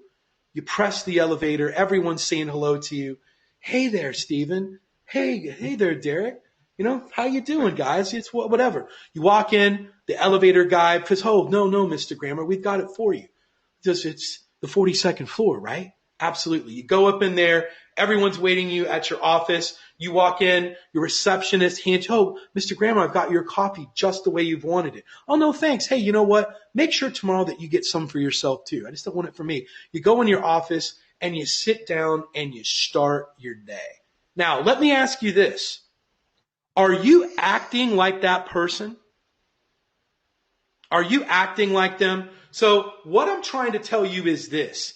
If you're not running your business, and if you're not studying, and if you're not making expansions, and if you're not taking OMG as serious as if you had $100 million SEO agency, why not?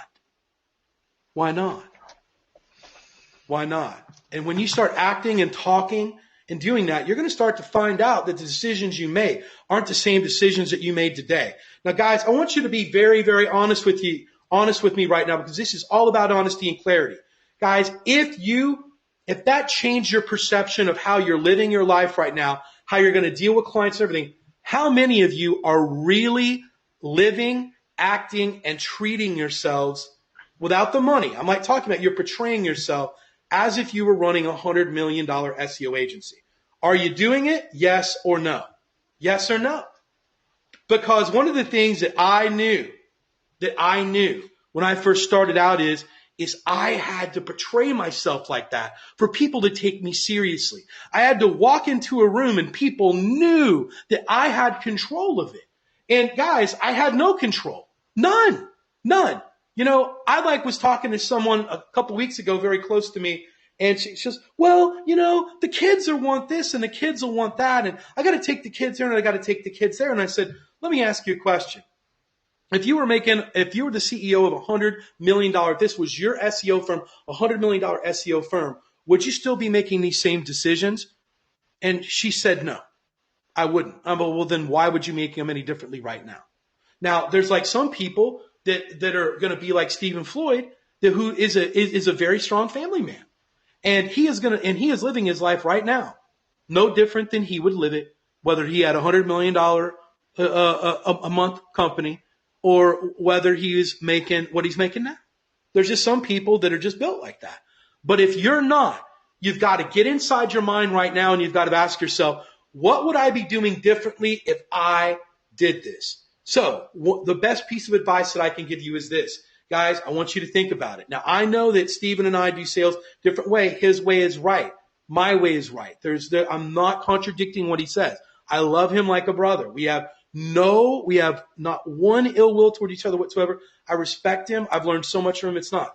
But guys, what I'm here to tell you is this. If you're that $100 million CEO, are you going to be driving out to meeting clients and yes-sirring them all the time? Are you? Give me a yes or give me a no. I just want to know. You're not. And that's why I refuse to. I refuse to because it is a waste of my time. Now, if you're doing local clients and if you like meeting with people, that's different. But guys, there's a difference in being at one state of income, and I made $623,000 net. Not net. It wasn't from a dashboard. It was hard cash I can pull out of the bank. It's cash that I can just bathe in. It isn't speculative. It isn't any of that. So what I'm saying is, guys, is the mayor of, let's say, Nashville, Tennessee, is he going to come visit your house to talk about potholes? Well, he might if he wants something. But guys, the most important people in their industry, what they do is simple. They act with the position of authority. I don't want to be anybody's best friend. I'm not here to do best friend. I'm here to change your business. I'm here to alter what you do. I am here. I just want to change everything to where their lives are better. That's what I'm here. I'm not their friend. I'm here to be honest, and I'm here to give them direct advice, and I'm here to rank them. And I'm also, my number one goal is to turn these people into my sales force. There's no one more powerful than when you get a business owner and when he's sending you people because he technically works for you for free. He's, just send out one email. He just sends out an email and gets 5 clients for you. That's what it's about, giving the best service possible. I don't need to be people's friends to do that. I don't need to go to their houses. I don't need to send them a cake. I don't need to send them gift certificates. All the typical sales stuff that you've heard, I have abolished. I don't do any of it. I'm not saying that you shouldn't. I'm saying that I don't. I'm on a course right now where I'm testing out things because I'm stretched what one human can do. Now, if I had to sit down and do all that sort of stuff and be a typical salesperson, that's what I would be. I've chosen not to. We're going to get into that a little bit later. So hopefully that makes sense. Guys, if this makes sense, that you can walk into and be that $100 million agency, give me #million. I want to see it. I want to make sure you guys are fired up and that you're seeing it right now. I want you to think different, act different. I want you to act like and make decisions as if you do own that 100 million, because guess what? I did when I first started. When I started that company, it's now a $5 million plus a year company. That's how it got there. Mindset. Hard work. I worked like if it was already that.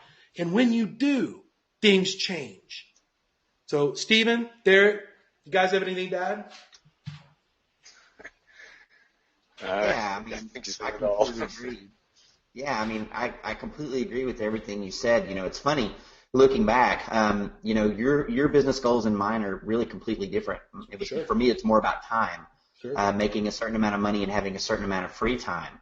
But if you are really wanting to do like what Cotton does, if that's, you know, if you want to build an agency, if you want to build, if you want to make millions from this, you got to do what he's telling you to do.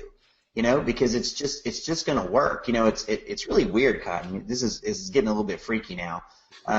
You and I have not talked about this. None of this. I've never seen this slideshow or nothing. And this is the second thing now. So this weekend I went and talked to a friend of mine. He's a alumni at a big fraternity, and he asked me to come speak to them. It was some people, and it was about sales. And guess what? It's so funny. I actually did like a little skit where I came in and I was kind of dressed kind of casually. Maybe, you know, a little bit street, maybe a little bit, to lack of a better term, and kind of did my sales pitch, and then I went and I changed into my normal stuff, you know, my suit and tie, and did the sales pitch, you know, to kind of show them, say, do you see the difference there? You know, you see the difference there. You know, you're not going to take that first person very seriously. So, you know, like Cotton said, you know, even in therapy, you know, there's a thing called act as if, right? It's an actual therapy, where if people are wanting to be a certain way or think a certain way, one of the things you have them do is you have them start acting that way. If you want to be someone who's, you know, really fit and healthy, then you have them start acting that way. So what does someone that looks like that do? How do they eat? How do they, you know, dress? How do they work out, right? And they start doing these things. And as you start doing those, your brain starts to adapt to it. So, again, everything that Cotton is saying is 1,000,000% correct. And, you know, you have a great role model here. You know, you can't reinvent the wheel. It's just not the best way to do it. When you have a role model like Cotton that's making as much money as he is, and just doing things as a single person, it's almost it's just mind-bending what he's able to do. Then you just got to do it, man. You know, all the stuff that he does, pretty much, I think everything that Cotton does, I do now since I've met him. There may be some exceptions, but you know, pretty much everything that I do has changed since I met Cotton, because his ways are better. They just are, and it's not, you know, one of us is good or bad or whatever, but his ways are just better. So, you know, you've got the roadmap, or he's laying it out for you. You know, just start following it, man. Sure. You know, find people who are successful and then copy them, man. Just copy the crap out of them. You want to be the best SEO on the planet? Copy Cotton. Derek, do you have anything to add, buddy? No, you guys covered it really well. I mean, I don't even do the sales part of my company, but Great, thank you. Guys, I just want to bring something. Stephen made me realize this. I really need to say it. If your goal is to make as much money as possible, then follow my footpaths. That's just it. Stephen has a more enriched life. I'm single. I'm not married. I have no children. My work is my life. That's my family. You know, Stephen and Derek and and Fletch and Joe, that's my family. I like talk to these guys every day. So I'm able to do this. But Stephen has a very different goal. He has daughters, he has a wife, and you know what? Stephen loves them very much. And his reward is he wants to make enough money to just spend as much time with his family, watch them grow, be an amazing husband, be a great role model for his daughters. And there's absolutely nothing wrong with that. That is his riches. And he will tell you that it is. So Stephen just does things in a way to where he is making just as much money as I am, because Stephen would give up all of my money just to spend more time with his family and his daughters. So it's whatever your goal is. What we're talking about right now is money, and what Stephen does, and it's perfectly fine. I respect him for it, is Stephen doesn't want to look back with regrets on how he was a father and a husband. Isn't that right, Stephen? Yeah, I mean, you know, at the end of the day, and yeah, I don't want to get off the diatribe or anything because that's not what this is for. But you know, I had a point in my life where I would consider myself a workaholic, and I was missing my family and missing my kids growing up, and I had an epiphany, and you know, decided to change my life, and so that's where I'm at now. So there's no amount of money that would get me to work, you know, 16-hour days or whatever. It doesn't exist. If Mark Cuban came to me today and, you know, offered me billions of dollars or whatever, I wouldn't do it. I would after my kids are grown. You know, when once my two girls are away and gone in college, I jump all over it. but right now, that's just not, you know, I make enough money to do everything that I want to do and provide my family the life that we want to. I mean, honestly, the difference between the money I make and the difference that between what I make and what Cotton makes is huge, but what I can do with my money versus what he can do with his is really not that big. Honestly, I can pretty much do anything that a normal like American would want to do on the money I make. Cotton's money is like, you know, like legacy money. You know, it's like buy an island in the Caymans money. You know, it's like you know, it's like be crazy money. But you know, there's not a thing that I want that I can't afford. There's not, you know, a car that I can't buy. There's not a trip I can't take, you know. So, again, it just depends on where. But I'll tell you, if I had to start it all over again, I would take a Cotton approach. Because if I had done what Cotton did, I would have done it for 2 or 3 years and then semi-retired, to be honest with you.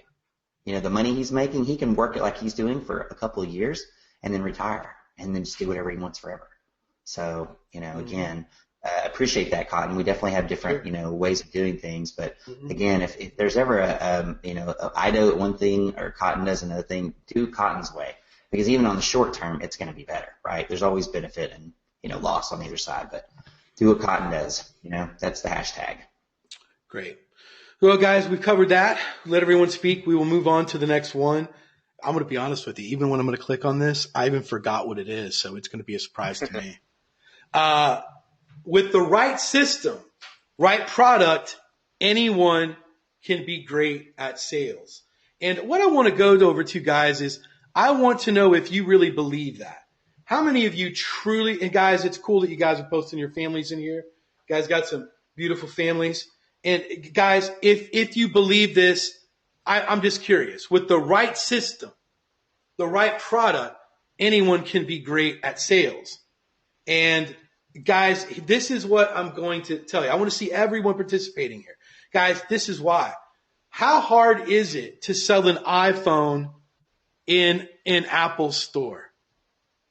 I mean, do you really believe that those guys are salespeople? But they are. I mean, they are. I mean, right, guys, that's just it. When you have the right system and the right product, anyone's a salesperson. I mean, so just imagine where you go into, like, you know, if like you walk into Dick's Sporting Goods or Sports Authority or, you know, there's a couple other chain ones that I'm missing out on. If you walk in there and you're looking for an Under Armour hoodie, is it real? I mean, is it real hard to sell one? No.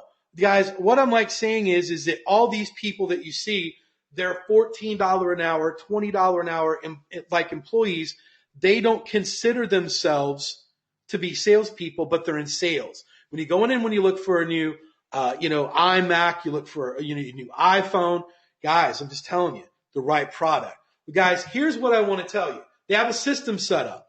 Everyone knows that, you know, where to get an iPhone from. So they have a system that's set up where, you know, you go to Best Buy, you like go to the Apple store, or, you know, and outside of that, I have no idea. Those are the two places I know I can get me an iPhone. So that's where I go. That the system's set up. And when I get there, guys, when they go, yeah, I need to upgrade my phone. Oh, well, let me sell you one.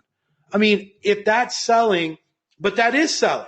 So what I'm saying is sales can be made that easy. And there's people that can get commission off of it. Now, one of the things that I want to tell you about OMG is, guys, here is what I want you to get in your mind. I want you to get over everything. Every business, guys, tell me this. Is there any business in the world that doesn't matter if they're at the mall, it doesn't matter if they're downtown New York City with thousands of people passing them, or if there's a website or anywhere, is there any business that's growing and thriving going to tell you that they have too much traffic? Is that the case? I mean, think about it. Is there anyone going to tell you that they got too much traffic? Just give me a no if you believe. I mean, if you believe yes. I mean, guys, it's like literally, guys, no one's going to tell you that. So, guys, we sell traffic to businesses. We get them in a position in a search engine to where they get more visibility, they get more traffic, which means they make more money. So, guys, we have a commodity. But not only that, guys, but it's also everything about in sales is a pressure point. Every sale is made through either 3 different pillars. We're going to talk more about this next week, which is pleasure, pain, and comfort. Pleasure, pain, and comfort. Almost every decision you make in your life is based on these 3 pillars. So, let's say you walk up to Starbucks and there's a big long line that's coming outside of Starbucks. Starbucks is pleasure. But is the pain and uncomfort of waiting in that line, does that outweigh the pleasure? How many times have you guys just said, I'm not waiting in that line? You really wanted to eat at this restaurant. You seen the wait was too long. You made a decision by these 3 pillars. The pleasure, you showed up, but the pain and the discomfort made you leave. So guys, that's the same way how Apple with their iPhone has you locked in. What they do is, guys, is you need to text your family. You need to take your phone call from that family. So guys, how many of you have broke your phone or your phone just went out and you went crazy? And you went, like you had to get that thing fixed ASAP. Give me hashtag ASAP if that's how you've ever felt. Is a panic. Come on, guys. I know there's got to be a lot of people out there that's going to do a panic when you have an empty phone. Guys, I can't operate without my phone. I got people calling me. I got text messages coming in. I'm connected to Facebook. I'm like answering questions, if I've got to be sitting somewhere. So guys, guess what? If that phone turns up missing, what we're doing is the pain of not having that phone. Holy crap. I'm going to Apple, Verizon. I'm like going to AT&T, Sprint, T-Mobile. I'm like going somewhere and I'm getting another phone based on the pain. So guys, what we do inside of OMG is we show people what's possible, the traffic that they're missing out on, We future pace stuff. So we show them, look, here's how much traffic your competitor's getting. Here's why they'll be in business in 3 years. And possibly this could save your business if you got this sort of traffic. So guys, that's how we sell. Now that I've got that ingrained with you, the right system, you can sell anything. Guys, that's our system. You have something that every business wants, more traffic. Now, whether they can afford it or not is an entirely different discussion. But guys, I need to know this deep down in your heart. Do you believe every business needs our service? Every business. I want you to give me a hashtag hell yeah if you believe that. Because if you don't believe it, you're not on board yet. Every business needs our service. And every one of them. Whether it's a church. Guys, you don't think people visit areas and hunt up churches? Whether it's a bakery, people do that. Every business needs our service. So now we have a service that everyone needs. It's in high demand. It's in very high demand. Now, here's where the system comes into play. Guys, if you haven't watched the Velvet Ropes training, this is gonna open up so many people's eyes. I don't sell people. Now, guys, tell me if you believe me. Do you guys believe that I really don't sell people? Give me no way that you don't believe me or I believe. I'm like curious to see how many of you think I'm being truthful. I don't sell. I don't sell. And so guys, come on guys, I really want to see how many of you really believe that I don't sell. People really believe that I don't. Guys, I am not. What I want to get you out of your head, I am not. And no, I want to show you why I don't sell. And guys, here's why. What you believe in selling is not what I call selling. I call selling making people uncomfortable and invading. I don't invade. I have people that I gently bring into me. And I'm going to tell you with the system that I have that you should never fear. I don't like building systems that aren't built for every human to excel with. And I'm going to tell you why I created the discovery form. I'm going to give you some examples of why this system is so powerful. Guys, if you have anybody, when Derek is talking at that wedding and then the guy goes, yeah, I'm really interested in SEO and this, what do? Go to my discovery page, fill it out, and then I'll get all the information that I need, and then I will give you a video analysis and send it back to you. No matter what it is, guys. I'm walking up to someone at the mall, hey, what do you do? Well, I'm interested. Oh, go fill out my discovery form, and then when you do, guys, no matter where I go to an Audi dealer. I run into someone that's buying a brand new R8. Oh man, that's a cool car you got. Well, yeah, we start talking. Oh, I'm interested. What can you do for me? Well, if you go to my website, fill out my discovery form, and I'm going to give you the exact pitch right now. Someone walks up to me and they said, you know what? I understand that you do search engine optimization, or a phone call. Absolutely.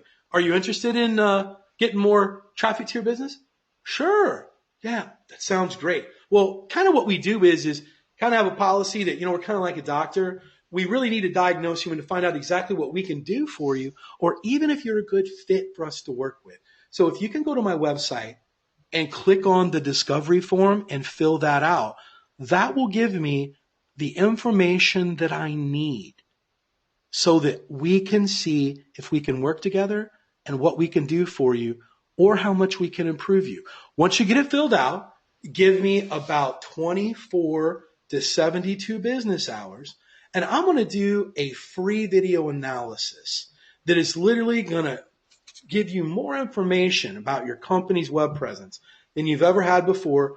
Based on you taking a look at it, give me a call back. How does that sound? And they go, oh, sure. Guys, they go fill it out. And now I'm going to get to the next question here.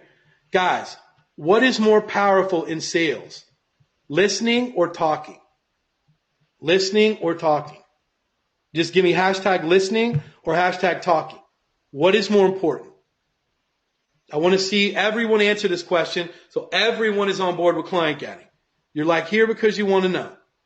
We're getting a lot of listenings. But guys, come on guys, keep them going. Guys, let me ask you this. If you have a client that just won't listen and they keep talking, and all of you guys are right. Listening is more powerful than talking. But if this client won't shut the hell up, how can you tell them anything? You can't. Guys, this is why the discovery form was built. I'm going to break it down to you very easily. What I've done is I've routed them over there to shut them the hell up.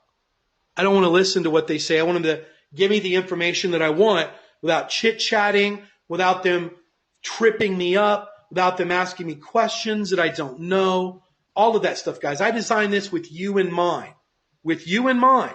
So you're avoided all of these crazy questions that you can't answer. How long? How are you going to do it? Do you do it this way? Well, I heard this. Well, I heard that. Guys, it takes away all of these questions in the beginning.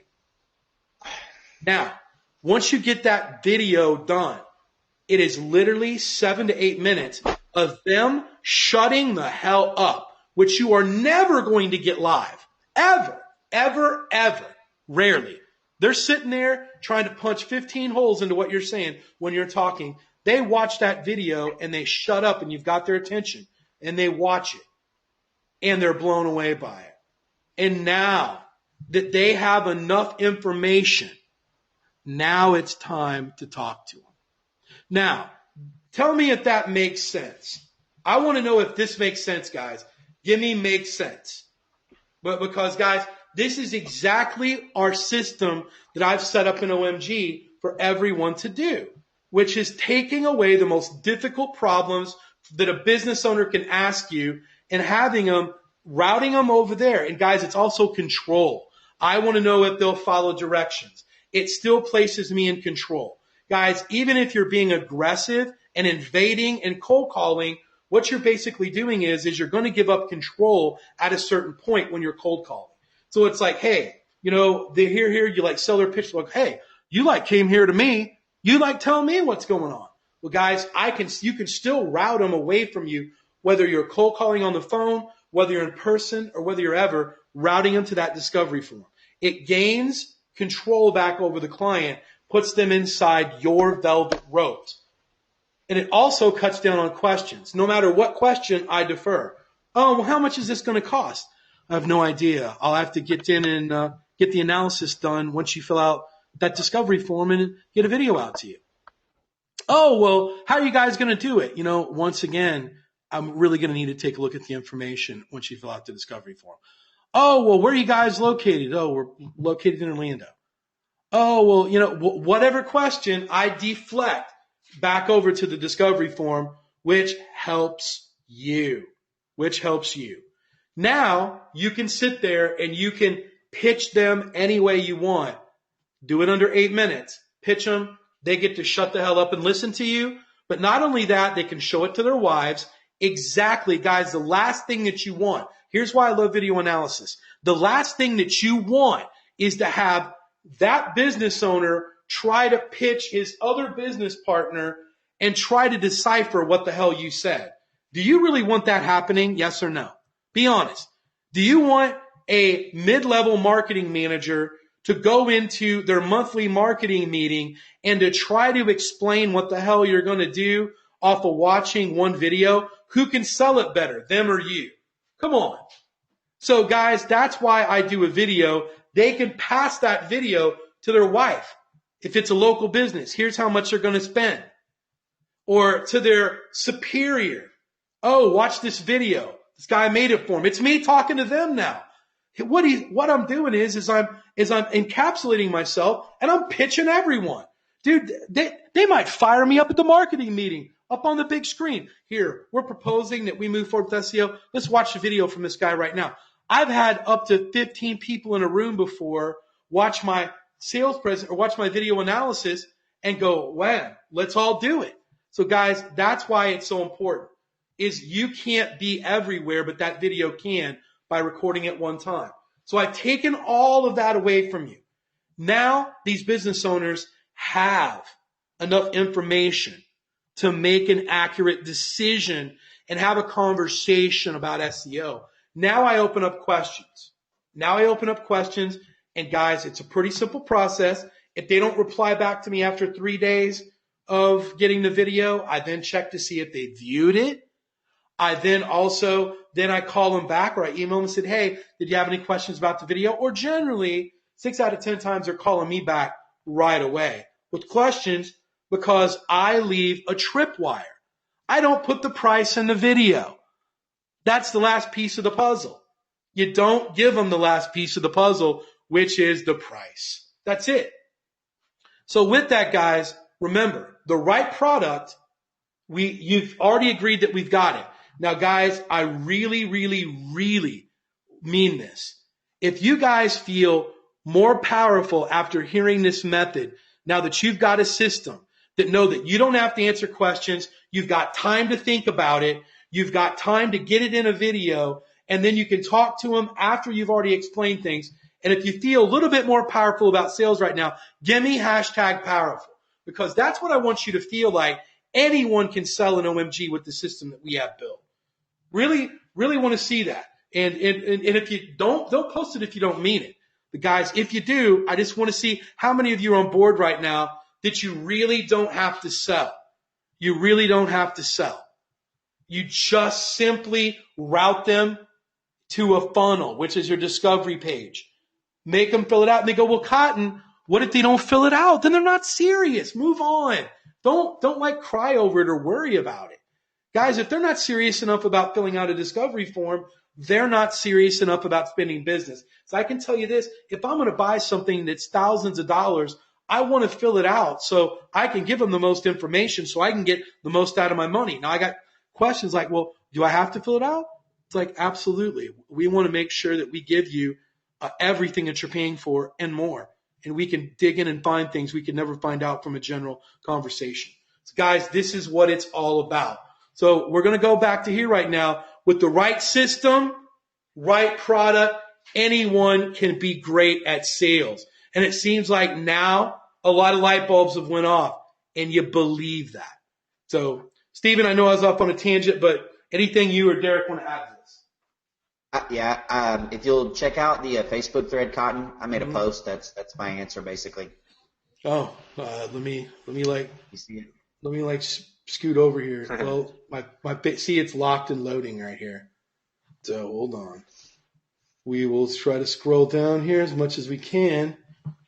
Hold on. Let me just go to my other screen. That like screen's moving. Oh, God, there's so many postings. I'm like scrolling as fast as I can, and I can't get to the bottom. I don't see any songs. Nope, don't see it. It's reposted. Should be the newest post. The newest one? Oh, no, this is it. Your Facebook is locked up. I think you're a thread behind me. Basically, it's a Bryan Cranston mic drop. That's all I got, man. Dude, that could have been. We should just leave now. That was awesome. Yeah, let me just refresh because I think I'm like locking this whole thing up here. So we will. Oh, it keeps going back to this. See, look, even it's scrolling down right now. I broke it, and it wants more, and it doesn't want to open. So dude, it's broke. So with that, guys, I guess if you don't have anything to add, guys, I really want you guys to be fired up about this stuff because this is how you make money. You're showing businesses, you're giving them a product that everybody needs. Every business needs it, and we're giving you a system that literally makes you control the process through the whole way. So with that, thank you, Stephen, for posting that. I went off on a rant. I even got a little sweat there going off on that one, so we'll move to the next one. Oh, this is a real important one to me. Man, this is powerful, super powerful. All sales battles are won before they ever start. Guys, I live and I breathe this. And guys, it really breaks my heart when I see people in the Facebook group post, listen, I have a client tomorrow and I really need this information and you need to get back to me right now. Oh my God, I just got a client and I don't have this contract ready. Has anyone got a contract? Oh my God, I've got a client right now and they're in this niche and I don't know what to do. Can someone please help me? I don't feel sorry for you. I don't. And sometimes I don't even want to help you. And you want to know why? Because much like anything, if you want to be good at something, you've got to practice it. And you know what? Here's another thing I hear in all the Facebook groups. I see someone post, I just signed a $4,000 client. Oh, Jimmy, tell me how you done that. Oh my God, please tell me. Guys, these are rookies that got struck by lightning. They couldn't get another $10,000 a month client if someone dropped dead and gave them a check. Guys, stop trying to take shortcuts and to everyone that gets struck by lightning. You want to know, what'd you do to get it? What'd you do to get it? You want everyone to do the work for you. You want everyone to do the work for you. You show up and you didn't do your damn homework. You don't have contracts. You don't know what a proposal is when you should. You shouldn't even be out. You should never speak to a client until you make a checklist and you know every possible thing that a client can say and be ready for it. You should have a contract ready if they want one. You should have all the information ready. You should have what a proposal looks like. And I know this is hard truth, but guys, I got good at sales because I came in prepared. I didn't go out in the wilderness with just my underwear and a Bic lighter and call myself a survivalist. That's not how I do business. So for those of you that are lazy, and I'm calling you out, you're lazy. You didn't put in your work. And you want us to do the work for you. Every sales battle is won before it starts. Guys, every sales, if you're an OMG, you have one product, SEO, And I encourage you to stick with one product. But guys, the sales conversations go the exact same way. 90% of the time, there's very little variation. But have you bothered to sit down to write down every possible objection that you can get and have an answer for it? Did you sit and worry, or are you the person that typed in Facebook, I don't know what to do. They want more credibility from me. Well, you've had 6 months to get credibility. Why is your inadequacy now your emergency to my problem right now? You've been in OMG this long, and you refused to get good at sales. You refuse to take this seriously. And guys, every battle is won before they start in sales. I practice it every day. You can't sit and think because you're reading stuff in a Facebook group that you're going to get good at sales, or you heard Sally Mae Sue said that she did this and it did that it works. Now, I'm sorry to be so harsh about this, but guys, a lot of you know what I'm talking about. And Stephen and I have talked about it. A lot of us have. There's always an emergency going on, but you've had months to take care of this emergency. So, guys, I just want, more than anything, I want a hashtag make sense. Make sense. Guys, every, I don't care what it is, every sales battle is won before it starts. And guys, I'm going to tell you right now, some tough love is what some of you need to hear. And I say this because I care, I truly care about your success. Not because I'm trying to be a hard ass right now, but guys, how hard is it to type in SEO proposal in Google and find 10 or 12 of these and take the time to craft your own instead of bothering 50 OMGers to say, give me what you're using because I just don't want to do the work. I mean, it doesn't make any sense to me. Doesn't make any sense to me. So guys, this is what I want to tell you. If you want to be good at sales, you still got to be prepared. Now we've got an incredible product. We got an incredible system. And you already believe that you can be good at it. But if you are good, guys, even NFL players right now, they have to have preseason before they get ready for the season. What have you done to get ready to change your career to make hundreds of thousands of dollars? I'm just kind of curious. What have you done? You've watched a couple modules? Or are you just waiting on us to tell you what to do? Innovators, guys, innovators make the money. You know, there was a post today that basically told me, well, when are you going to come out with that training? And I'm like going, wow, well, why don't you test and do the research and development on it? Guys, if you want to be good at stuff, you got to test your own things. You got to think of ways outside the box. You got to contribute. Remember, OMG is a city on a hill, but it's also a society.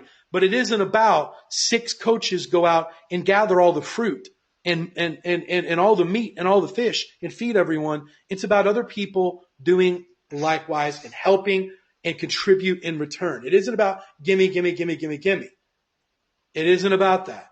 So remember this, the next time I see a post where you've been in OMG for months and months and you're going out getting clients, and first of all, the guys, there are no niches. Let's forget about that. There are no niches, there's just money. So all this posting about what about this niche, that niche, no. And you know about pricing. We've went over pricing 19 times. Who has had any experience pricing? If you'd have filled out your discovery form, you would know how to price them. You would have asked them. You would have had a conversation with them before. So guys, this is what I'm trying to tell you. Remember this. Every sales battle is won before they start. If you're not reading about sales, practicing about sales, reading about human psychology, if you're not about doing this, then good luck, you're going to be average. But just like working out, you just can't sit on the couch and say, damn, I'm going to get ripped. I mean, it's not going to happen. You actually got to get to the gym and actually move around to actually have some stuff happen. So that's my tough love on this. And this is one of the most powerful things, guys, because remember this, always remember this. Every sales encounter that you're going to have in OMG is going to be eerily similar. Every one of them, besides a few variations. Why aren't you good at it? Why aren't you good at it? The same like Groundhog Day over and over. Stephen, Derek, do you have anything to add? Another mic drop. Amen. Yeah. I mean, this is one that I get irritated about. You know, it's just everyone's inadequacies becomes my emergency. You know,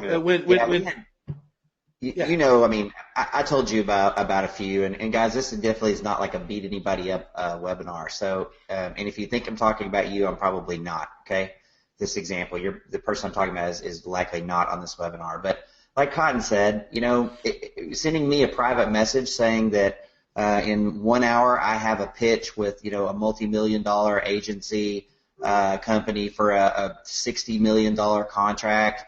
And I just need to ask you a few quick questions before. I can't do that.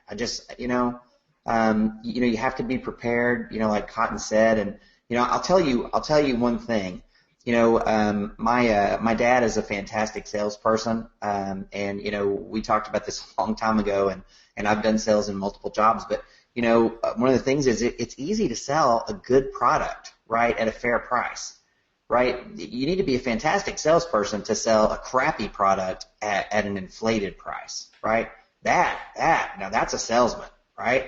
But what you're selling when you sell OMG SEO is you're selling a fantastic product at a very, you know, reasonable price. Okay, so I want you to keep that in mind. I want you to know that when you go into these pitches, when you go into these proposals, that you are going to be able to deliver the results that your client wants. You need to know that deep down in your soul, that if you follow our training, you're going to deliver.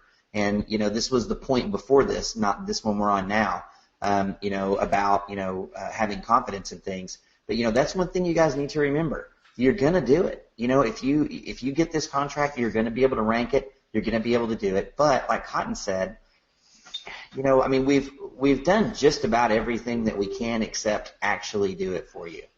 I mean, I honestly, you know, I mean, really, I mean, we've done just about everything that we can except actually physically go close the client for you.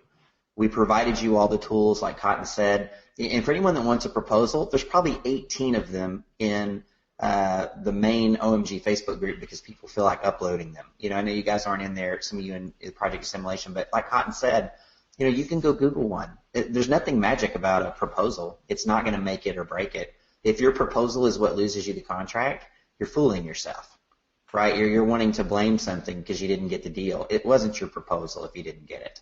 That's not very important. And what Cotton showed you, this process, this system, and it's the same reason, you know, like, you know, a lot of ways business is like war, right? You know, and the quote that Cotton said is, you know, is similar to one from The Art of War, saying every battle is won before it's even fought. And that's how, like, you know, when I was in the Army, you know, we had a strategy. We knew exactly what was going to happen, when and where and how. And, you know, and it was scientific and it was planned and it was violent, you know, and that's how sales is. You know, you need to, I mean, this video method, it puts off so much for you. I mean, it's almost like T-ball now. If you use this video, like Cotton says, and you do what Cotton says, I swear to you, it's like freaking T-ball, right? It's not even Little League. It's freaking T-ball. They're just, the ball's sitting there just waiting for you to smash it. So, you know, anyway, that's all I got to say. But, guys, I hope that you all are enjoying this evening. This might be the best webinar I've ever been on, ever, or attended, or even heard. So, and I think we're 3 or 4 slides in. So, I hope you guys are as excited as I am, because like Cotton said, I don't know what these things are either. So I'm taking notes. If you're not taking notes, I don't know what's wrong with you. I've been doing this for 12 years and I'm taking notes. So, thank you, Cotton, for all the content. It's just awesome. But that's it. That's all I got. Thank you. We will move to the next one. We're a little behind. So next one, seriously, I don't even remember what I wrote. So next one is, I love this one too. Dominate your market. Do not compete in it. Guys, this is all about back to the first one right now, which is to, you know, every battle's won before it starts. Guys, I don't just want to rank. I want to rank number 1. I just don't want one number 1. I want 2. I just don't want I want my clients to crush. I want to crush. I just don't want to eke by and win.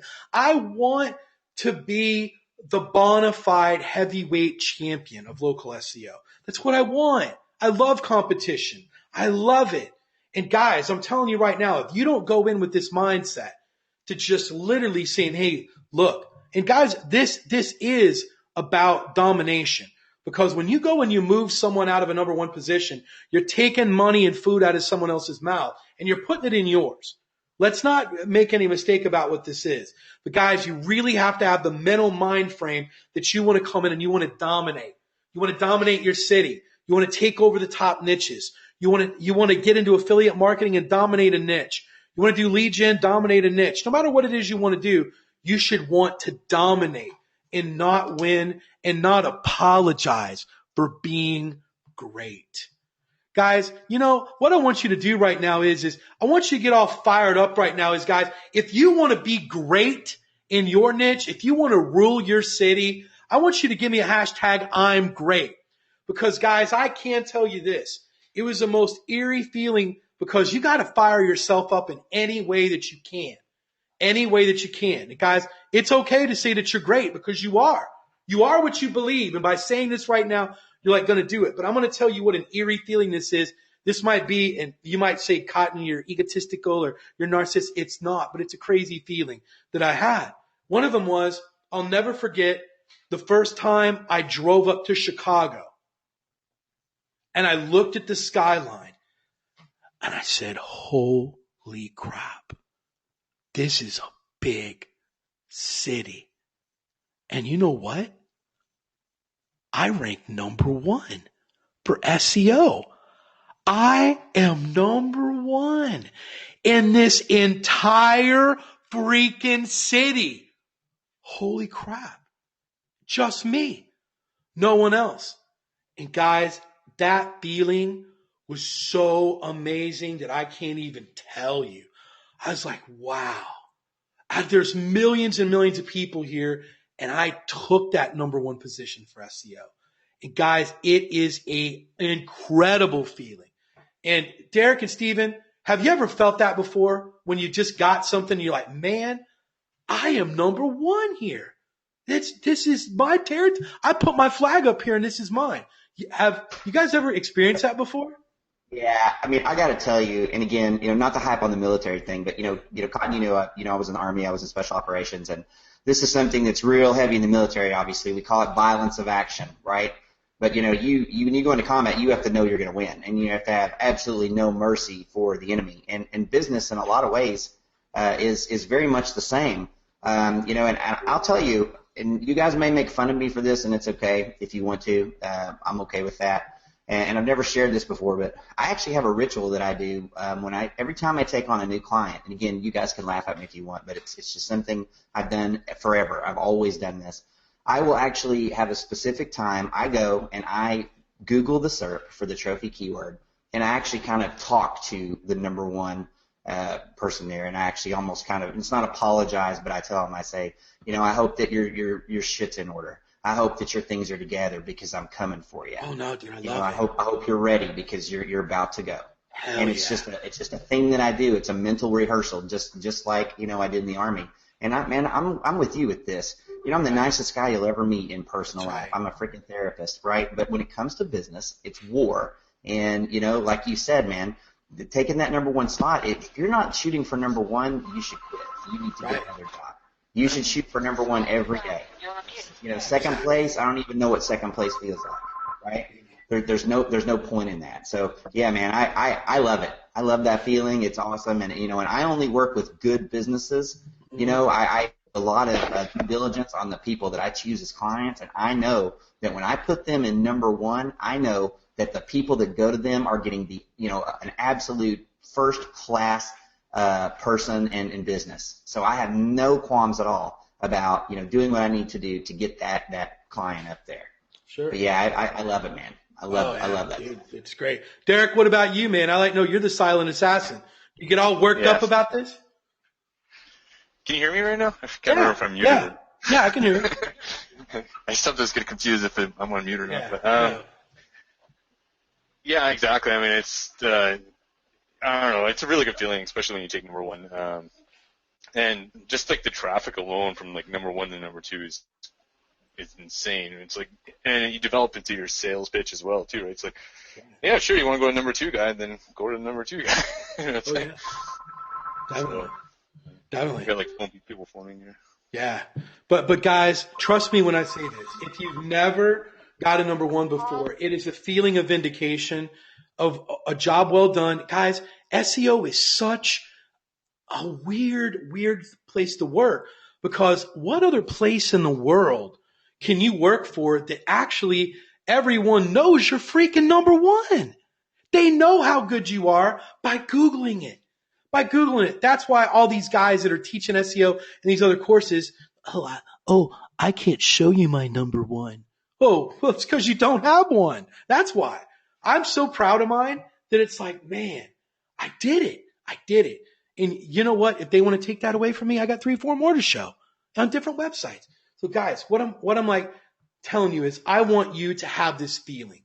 I want you to know what it feels like to know that you're the best at your job. You can be a barber, you can be an insurance salesman, you can be a baker, you can barbecue some ribs, you can do whatever, but no one knows for real if you're number one there. There's trophies, there's different contests, you can do whatever. But man, when you are number one SEO in that whole city, and Google says so, no one can argue with that. No one can argue with that. Then guys, if like you want to feel that, give me hashtag I want that. I want that. Guys, just to take over a number one keyword anywhere, to take your competition, and just know for once, you know, guys, how many times have we competed and came up losers, or just we've done stuff? And, you know, you could tell someone, hey, man, I'm the best at pool there ever was. Someone comes and wipes your ass out. Or, you know, that you're good at video games, you're good at this. But, guys, what satisfaction do you get when you're online and you can look at it and show your family? You can show your friends. You can show other businesses.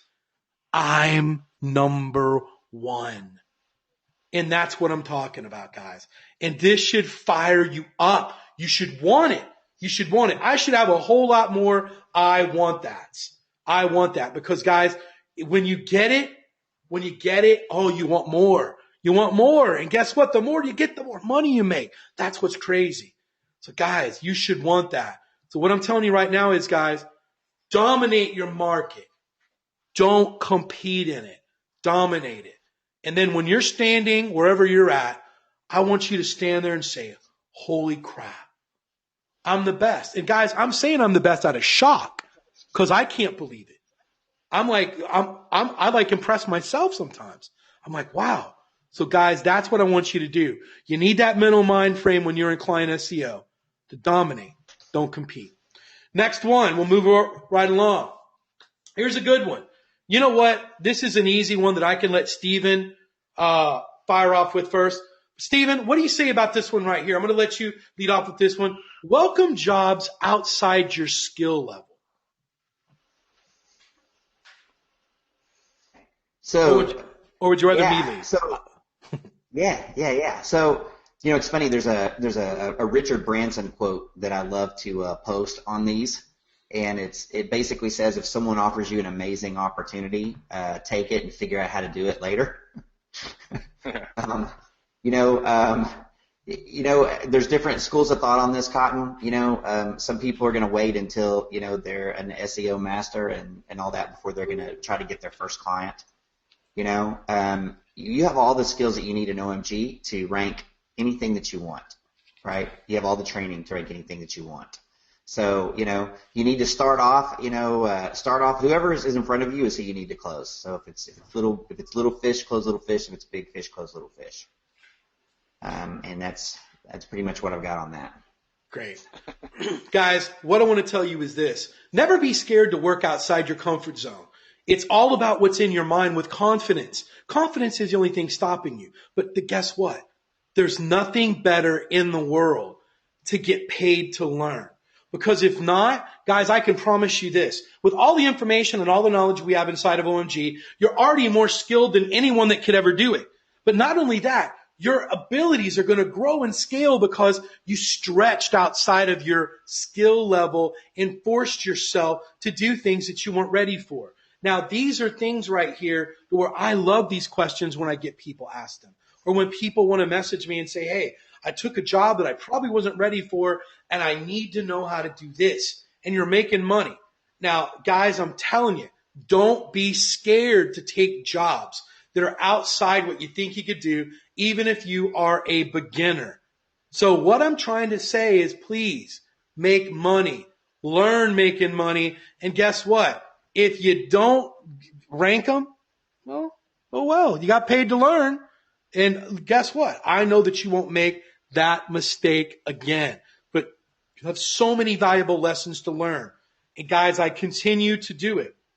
So many jobs over the last year and a half that I've taken. I go, oh, man, I think I've bit off a little bit more than I can chew here. I don't know if I can do this. Even I think that. I'm like, man, this is going to be hard. I hope I can deliver.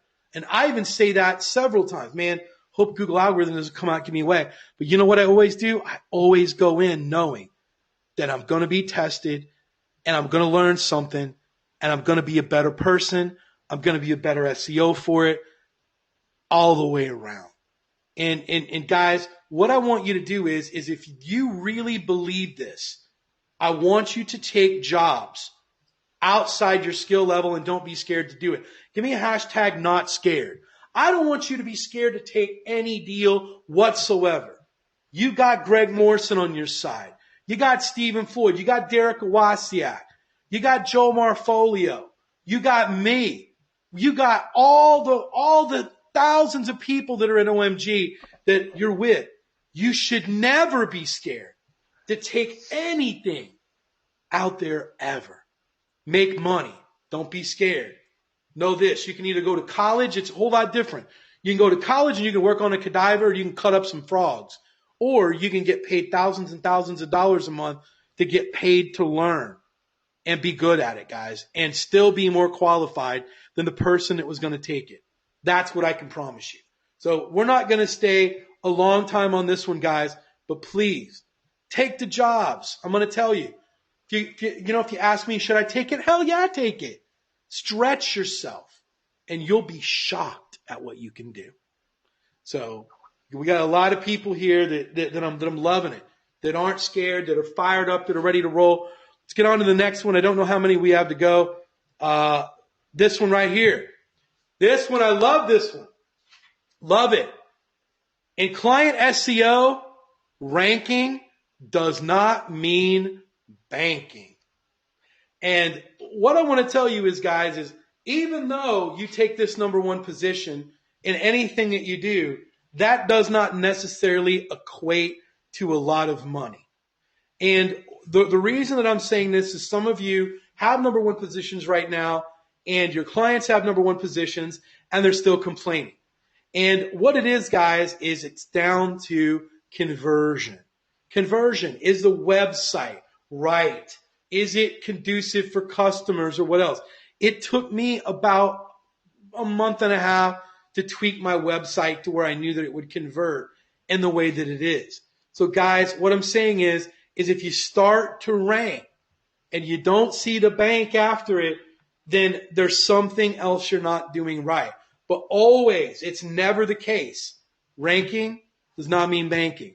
If you don't do the right keywords, if there's not enough traffic behind the keywords that you're going after, guys, if you want to do, I like live in a suburb of Orlando. If I ranked in that suburb, who cares? There's no traffic here. No one's going to search for it. So guys, what I want you to understand is it's cool to have number ones, and your number ones can be used to build your authority no matter where you're at. We've already taught you this in previous webinars, but what I want to make real clear to you is there's still a little bit more work to be done. When you're in client SEO, you want to get your phone to ring. You want to get your client's phone to ring. You want whatever else. Ranking does not mean banking. Stephen or Derek, you have anything to add? Oh, man. I want to jump in on this one for sure. So I could probably talk about this one for an hour, but I won't. This reminds me kind of when we show these, watch me rank this in 30 seconds things with no content and no whatever. So I'm like, well, who gives a shit? right? Who cares? What does that mean to me, right? Me watching you rank something that has zero possibility of turning into money, So yeah, I mean, remember that it takes two things to make money. It takes traffic and conversions. It's a 50-50 equation. You can't have one without the other. One without the other is, useless, right?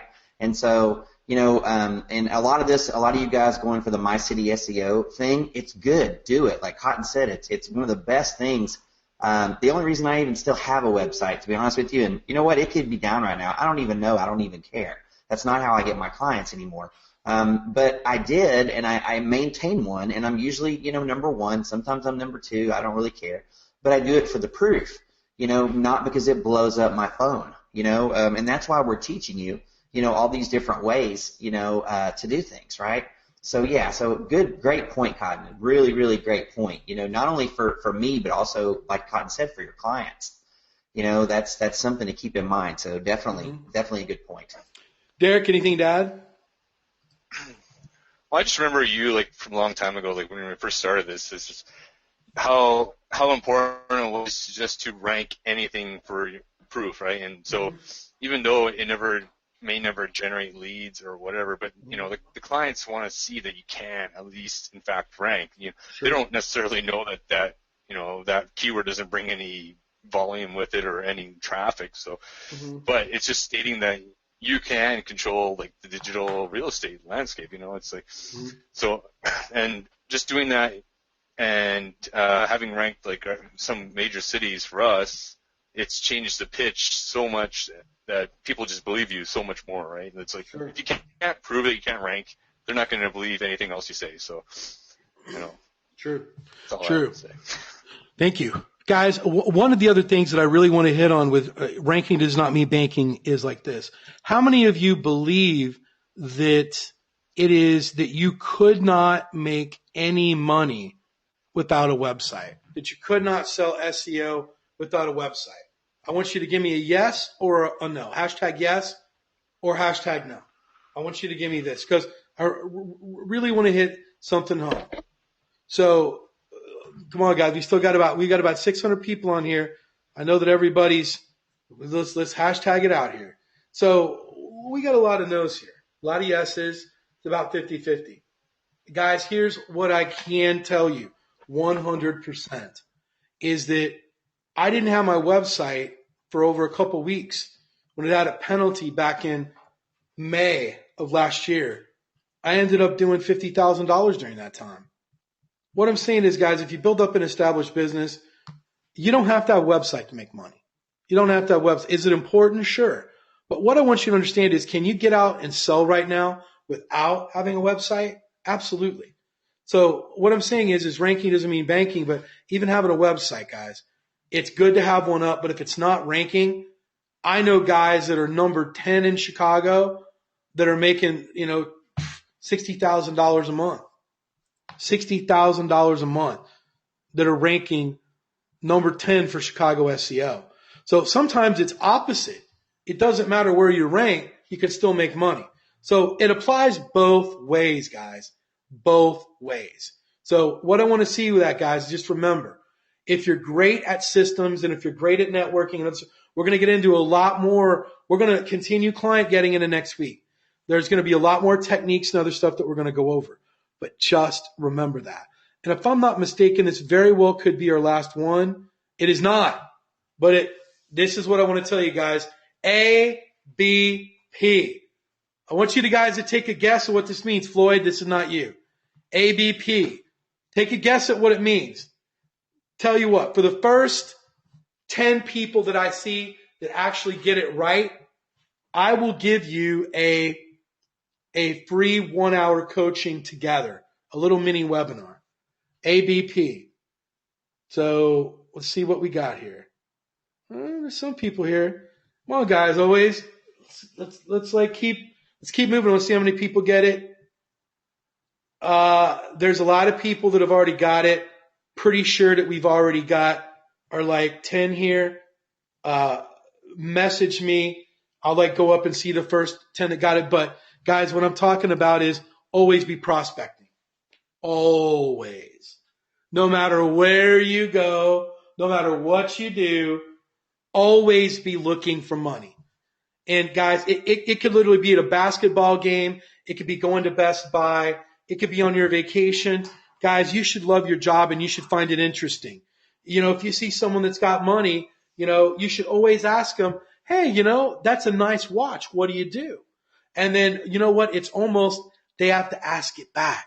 Oh, well, what do you do? Oh, I own a digital marketing agency. I help businesses get more traffic. Really? And they're like, wow. And then they ask more questions and ask more questions. But guys, my head's always on a swivel. I'm always looking, always prospecting, always doing this. My radar is never off. I'm always on the hunt, always on the kill. That is exactly how I make as much money as I do. Now, you don't have to make as much money as I do to be happy. But if you want to grow your business from the very beginning and you want to grow it rapidly right away, always look at everyone as being a prospect. If like someone knows anyone that has a business, or, always ask people their professions.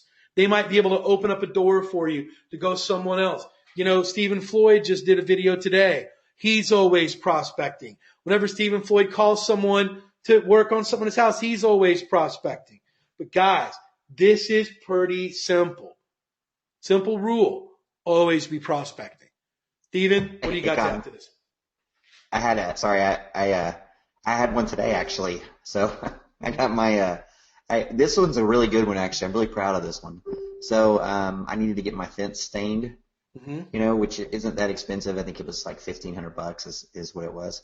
And so, at first I thought, I don't even know if I'm going to go after this, but the guy like struck up a conversation. So I didn't get a free fence this time. Typically, I'll barter for that. I did not get a free fence, but I'm about 99% sure that I've got another $2,500 a month contract. So, it's fun. I do it because it's fun. And not that I wouldn't like another $2,500 a month, but it really wasn't the money. It really is because it's fun. I enjoy doing it, and honestly, this is going to sound like cheesy to some of you listening, and if it does, you don't know me very well. But I really liked this guy, and I really liked this company. And I went through a couple of others and had a bad experience. And so my thought process, yes, I want to make money, so don't get me wrong. But honestly, guys, my thought process on this was, I really like this guy. I really like how he does business. More people should be finding this guy, right? Instead of those jerks that I dealt with before who don't do good business. So that's what got me interested. And so, like Cotton said, though, man, always be closing, everywhere. And like he said, too, sometimes the person that you're talking to isn't the person that's going to provide the value. It's someone that they know. So, like he said, casual conversation. What do you do? Well, what do you do? It's just a very natural kind of a thing, And, man, I tell you what, you can make your whole business off of just that. You really, really can. Sure. Just by, unless you're a shut-in and you never leave your house. I get more business from my church than I do anywhere else. And trust me, I'm not like this cheesy guy that walks around my church with his business cards handing them out to everybody I meet. I'm not like that at all. It's just I have good relationships there. I'm well respected at my church, and I go to a church that's fairly affluent. So there's a lot of business owners there. So it's just a natural kind of a thing. What do you do? Oh, I do this. Oh, well, how can I find out more? Oh, well, great. Well, here you go. Here, fill out this form. Used to, I'd have had a 2-hour meeting with them before Cotton Grammar. That's how that would have went. Before that, what do you do? Oh, it sounds interesting. What do we do? I would have spent 2 hours working up a proposal, and then I would have sat down with them in our coffee bar, which is real nice. It's kind of like a Starbucks, and I would spend another 2 hours with them, trying to pitch them. Now I do what Cotton does: send them through the discovery form, and then if they're a good prospect, we go to the next step. But anyway, that's great stuff. Great, guys. What I want to encourage you to do is like this. If you're going to make getting clients and you're going to be serious about it, I want you to study in expensive watches, expensive watch brands, shoes, cars, just clothing, brands, all that stuff. A Robb Report is a very good magazine to pick up. Things like that, guys. You will not believe all the money that's in front of you when you start opening your eyes up to it.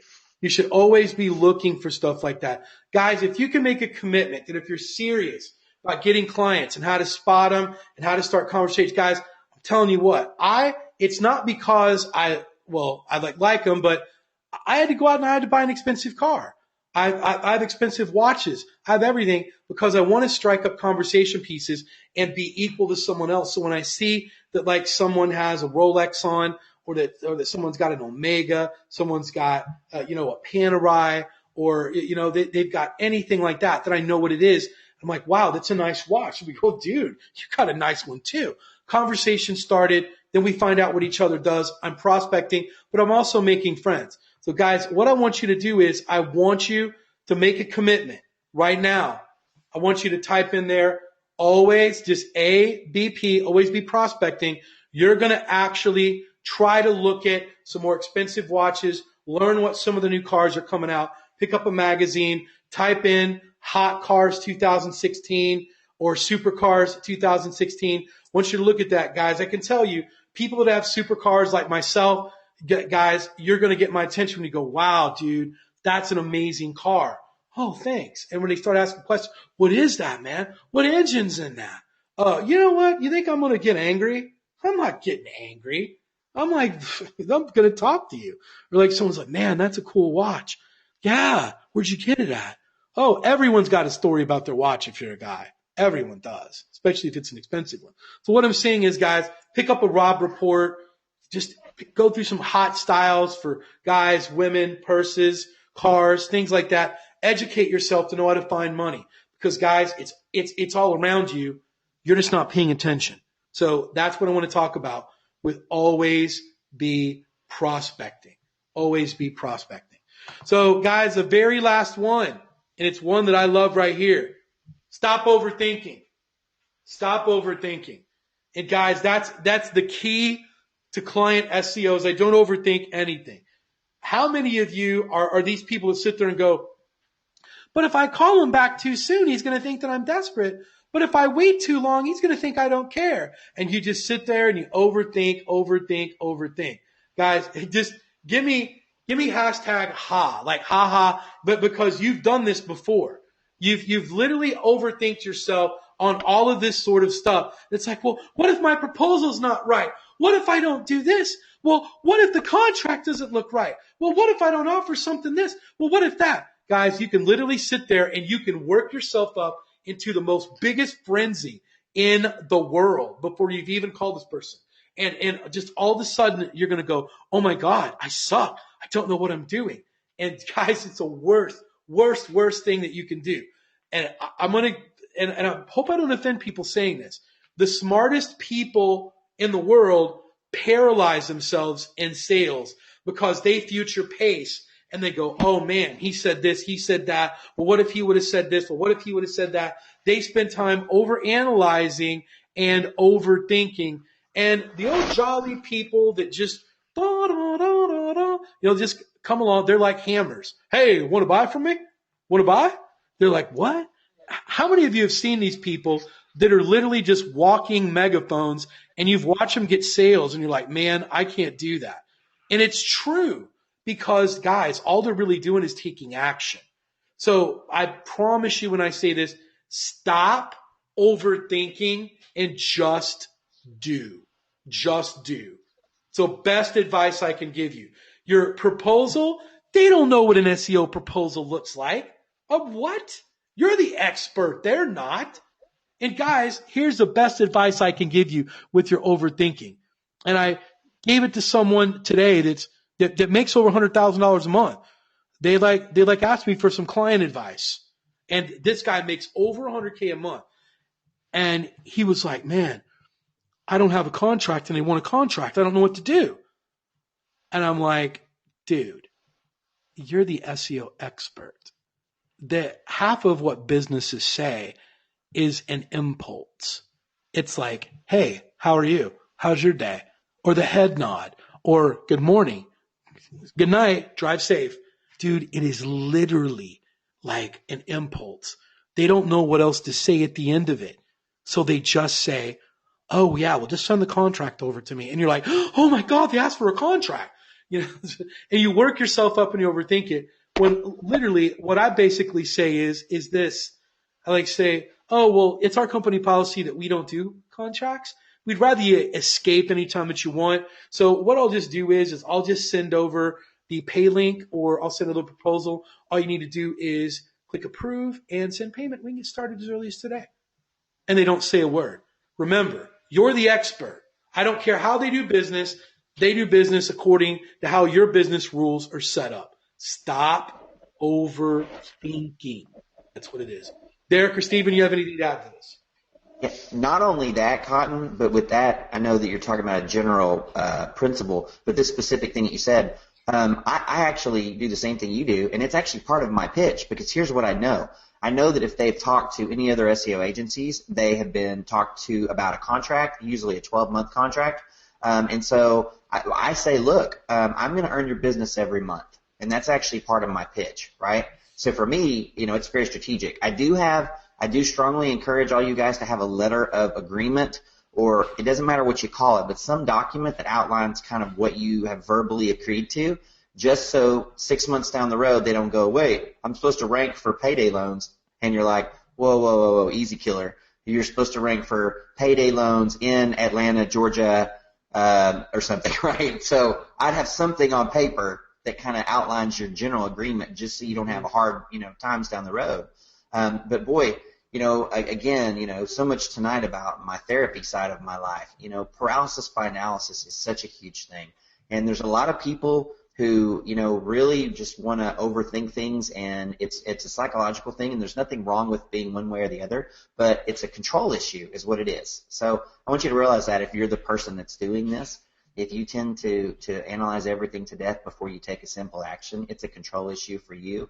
And so you need to realize that you need to trust yourself, you need to trust your training, and that everyone will tell you, including Cotton, that massive imperfect action is going to beat perfection every time, okay? Because it's going to take you 20, you're never going to be perfect, by the way, but even let's say you took 2 or 3 years to get a solid foundation, right, and get there. Someone who just goes out and says, I didn't even really know what I was doing. I printed out a couple of flyers, I put them out, and I got a client today. I cannot tell you how many times that I've heard that. Somebody did something just dumb, simple, got a freaking magnetic thing for their car, right? They're like, I don't know about all this prospecting stuff, but I got this thing for my car, and I got a call today, and we signed a deal, So just that massive imperfect action, up is better than or done is better than perfect, right? Exactly. Cotton, I think that's one of the things you said before, right? Yep. Done is better than perfect. Right. Man, so important. Listen, this last one is a killer, man. I'm telling you. This one is getting so many people, and the reason why is because, again, a lot of people who are drawn to SEO tend to be analytical type people, and they tend to be people who they want everything like math always works, right? They want to connect every little dot, and until they feel like they understand every piece of the puzzle, they're not even going to place the first piece. This is not the place to do that. The place to do that is in mathematics or science. In SEO, you need to go in, watch the training, and then start executing. Throw up a site, build some PBNs, do some work. You're going to be surprised. You're going to look back a year from now and go, man, I did this wrong, and I did that wrong, and I did that wrong. But funny thing is, I still made a ton of money. I'm still ranking. Yep. That's the story we hear, right? That's the story. And we're like, but, right? You did everything wrong, but you did, right? Sure. But you still make money. You still, ranked your client. So. Absolutely. Anyway, great one, Cotton. Thanks. Thank you for your insight on that. Guys, that covers all 8. And, it's what you say about yourself, you believe, always portray an image of authority. With the right system and the right product, anyone can be great at sales. All sales battles are won before they start. Dominate your market. Do not compete in it. Welcome jobs outside your skill level. And ranking does not mean banking. Always be prospecting and stop overthinking. Guys, this wraps up the webinar right here. Next week, we're going to cover more, and we'll probably do a fact or fiction. Well, I would ask one favor of you guys. If this webinar has literally think that it's impacted or changed what you thought about client SEO, please write down a little bitty testimonial, posted it in your Facebook group. Just say, man, I really enjoyed the webinar. Stephen, Cotton, and Derek totally opened up my eyes about client SEO. I learned so much from this, guys. I wanted to take you from right here, guys. I want to turn you into the Darth the dark Sith Lord of client getting. And if you feel that you're on your way there, please, we want this because when we prospect and bring in other people, we use a lot of these, and we just want to show that we know this particular part of it. So if you want to repay me, let me know that you've really enjoyed this. Put a post up and just say, hey, man, really enjoyed it. Tell me what you enjoyed about it. Include Derek and Steven, and I'll greatly appreciate that.